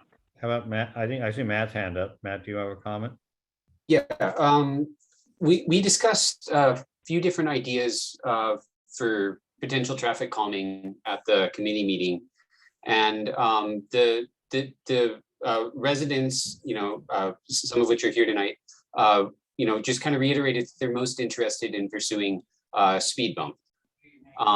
One thing I had suggested for the letter, I don't recall if that's what the committee decided on or not, but I would propose again, as we're deciding tonight, perhaps slightly amend the wording to say that, we would support the city evaluating this for traffic calming. I wouldn't want to necessarily say that we're putting forth that it should have a speed bump, but I would be very happy to put forth that the community is requesting a speed bump such that we can leave it up to the engineers to decide if that is the most appropriate treatment. Yeah, I think that that's sort of what the letter does, is if I read it correctly, Matt, is that it asks the city to do a traffic study. It does point to the direction of potentially speed humps, but it asks them to do a traffic study, and then we attach a series of comments by local people in the community. And I do believe it does talk with regard to calming measures as well in that first paragraph as well, with the evaluation to consider, appropriate under traffic calming measures. Yeah. Yeah. Oh, okay. It just read to me like we were putting forth that in particular we want speed humps. And I just wanted to make sure it was clear that we're putting forth that that's what the community wants. Okay, letter requesting a deck be installed along the frontage. Okay, due to increased traffic. Yeah, I feel like this is still appropriate because again, it says due to the increased urgency, communicated from community members. If you want that to be clear. Yeah, no, I think it says it pretty well, Manny. I mean, you have right in there that it's, that community members who live along Chatsworth Frontage Road, have talked to us and asked us the planning board to request the city to make a traffic study to identify traffic mitigation and calming measures, in particular, potentially the installation of the speed humps. So, I mean, if there's anything specific that you can think of right now, like that would enhance that, the wording of that, I would be more than willing to amend that. But right now it's the end of the meeting. My inspiration Margaret is wants low. to make a motion to accept that letter. We have a second. Got a second from Angela. Second. Do we have any further discussion? One quick thing. Sure. Mandy, do you have the list of signatures of the members on the neighborhood, or did I send that to the city? I don't have the list of that. Okay, the city has the list of signatures then. Okay. Do you have that list? Could you send that to Mandy? Because that would. Yeah, we could add that as an additional weight to this attachment. letter. Absolutely. Absolutely. Yeah, email I that would to me, support Linda. adding that list to the letter. Yeah, that's a very good thing to do. That would help, I think, fortify the letter. So if you could email that, and then we can just make a friendly amendment to add an enclosure with the email that reflects those lists and those neighbors. Yeah, thank you for bringing that to my attention, Linda. Thank you. Matt, right, did you have an addition to my motion? Oh, yeah, I was in chat. I just edited that sentence and actually split it into two sentences such that the final sentence for that paragraph now reads, the would read that, the planning board is requesting city department fund a traffic safety study to identify mitigations, and new sentence. In particular, the street residents request the installation of speed humps on Chatsworth Frontage Road. Or would we want to say request evaluation of that? I think, but the board is requesting evaluation. The residents are requesting speed bumps is, how I see the problem. Okay, hold on. For whatever reason, the chat. So where is it in the chat though? I'm not. Can you resend that? I'm sorry, the way it's populating, it won't let me grab it for whatever reason. Can Matt, can you resend that to me real quick so I can? That was just my minor proposed Okay, here it change to is. that first All paragraph. right, let me just pull it up and look it up real quick. I agree with your proposal, Matt. I like the way that's written. Yes. All right, hold on. Matt, you'll have to email me for whatever. So due to increased urgency in traffic calming. I don't know what's doing this. I will accept that. I think that's It basically, sufficient, do you want to Matt. read what you wrote for the board, Matt? I can read it. I don't know. Yeah, can you, Fred? Just I read can it so the just board fine. knows. I'm comfortable. It just breaks it down a little bit in more detail than the current letter. Yeah, I'm fine with that amendment. Matt, can you email that to me for whatever reason? I can't grab it from the chat. I don't know if it's my set or if it just won't allow you to copy and paste out of the Zoom platform. I would, well, Margaret, you're the motion holder, so do you agree with Matt's friendly amendment? Yes, I do. Due to increased urgency and traffic safety concerns and safety of children walking to and from school as communicated from community members who live along Chatsworth frontage road adjacent to and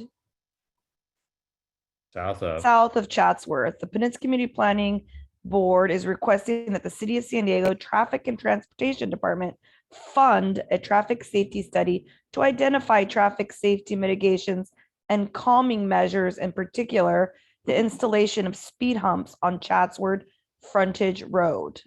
Well, Everyone wasn't good with that? Wasn't that No. supposed to say as requested by the community? Yeah, the The last speed sentence I have is, in particular, the street residents request the installation of speed humps Yeah. on Chatsworth frontage road. He just Street typed oops, residents. so Yeah. okay, we'll go back to that one. Yeah, Yeah. when I tried to paste it in a second time, it didn't include the edit. I can't That's- copy and okay. paste anything out of the chat, so, Yeah, that was actually the problem. I guess I can't either. yeah. Okay, Well, so if that's, Matt can't do it, I can't do it. I'm fine Yeah. with the with Matt's amended suggestion. I'll right. email the draft. Thank you, verbiage to Matt. I appreciate that. Yeah. And then, Vote on it? so we have a second from Angela. I guess I'll vote. Say Um, that again?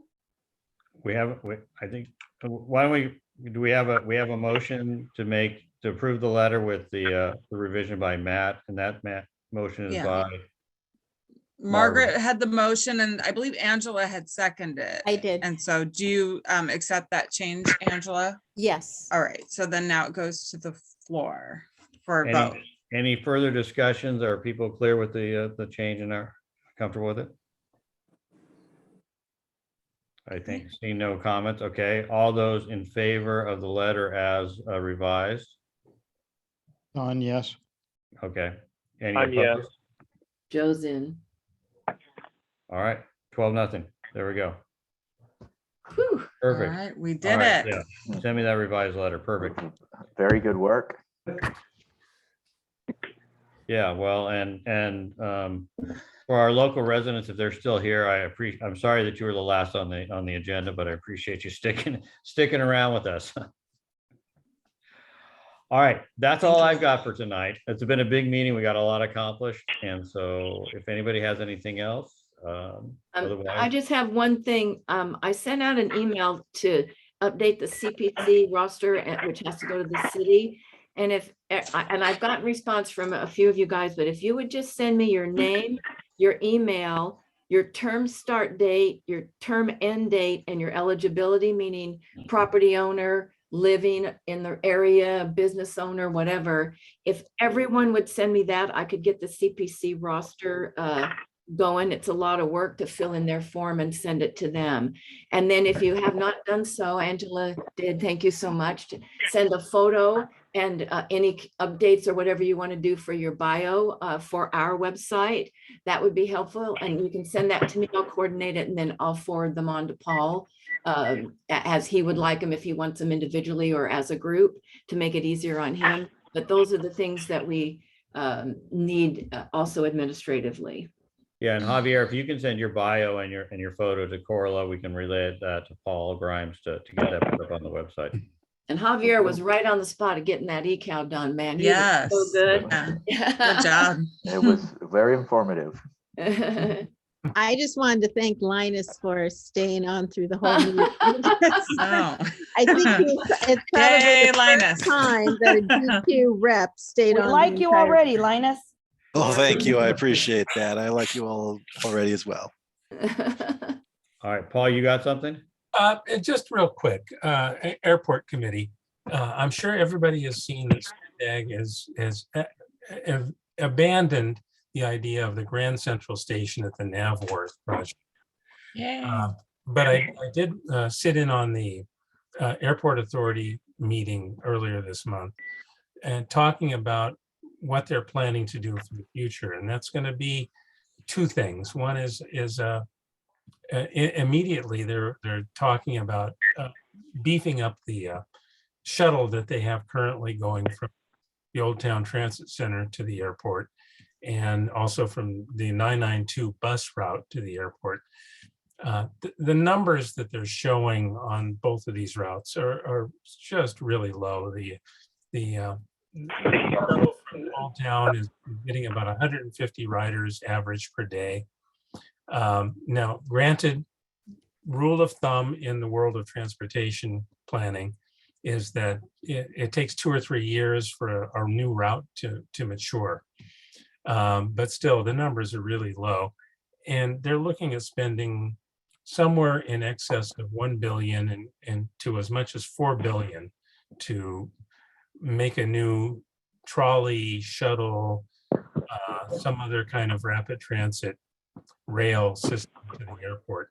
And the numbers just don't support this. Secondly, they're talking about developing several blocks downtown, including the existing city council building, the city administration center, and its associated buildings downtown into some sort of major transit hub. I'll keep people posted as the plans become more solidified, but it just seems to me a lot of money thrown at it, something that a lot of people may not really use. I mean, the numbers across the state at places that have connections to the airport are so low that the amount of money just seems exorbitant. But I'll keep people posted. Thank you, Paul. Thank you, Paul. Yeah, that's good information. All right, anybody else? I did want to just let everyone know, just because of my scheduling, I am going to just for now move the next traffic and transportation subcommittee meeting to the month of June. So we'll go every other month for now. Okay, perfect. All right, well, with that, I am, anybody got a motion to adjourn? So moved. So moved. All right, I'll accept that motion and we are adjourned. I will see everybody in May.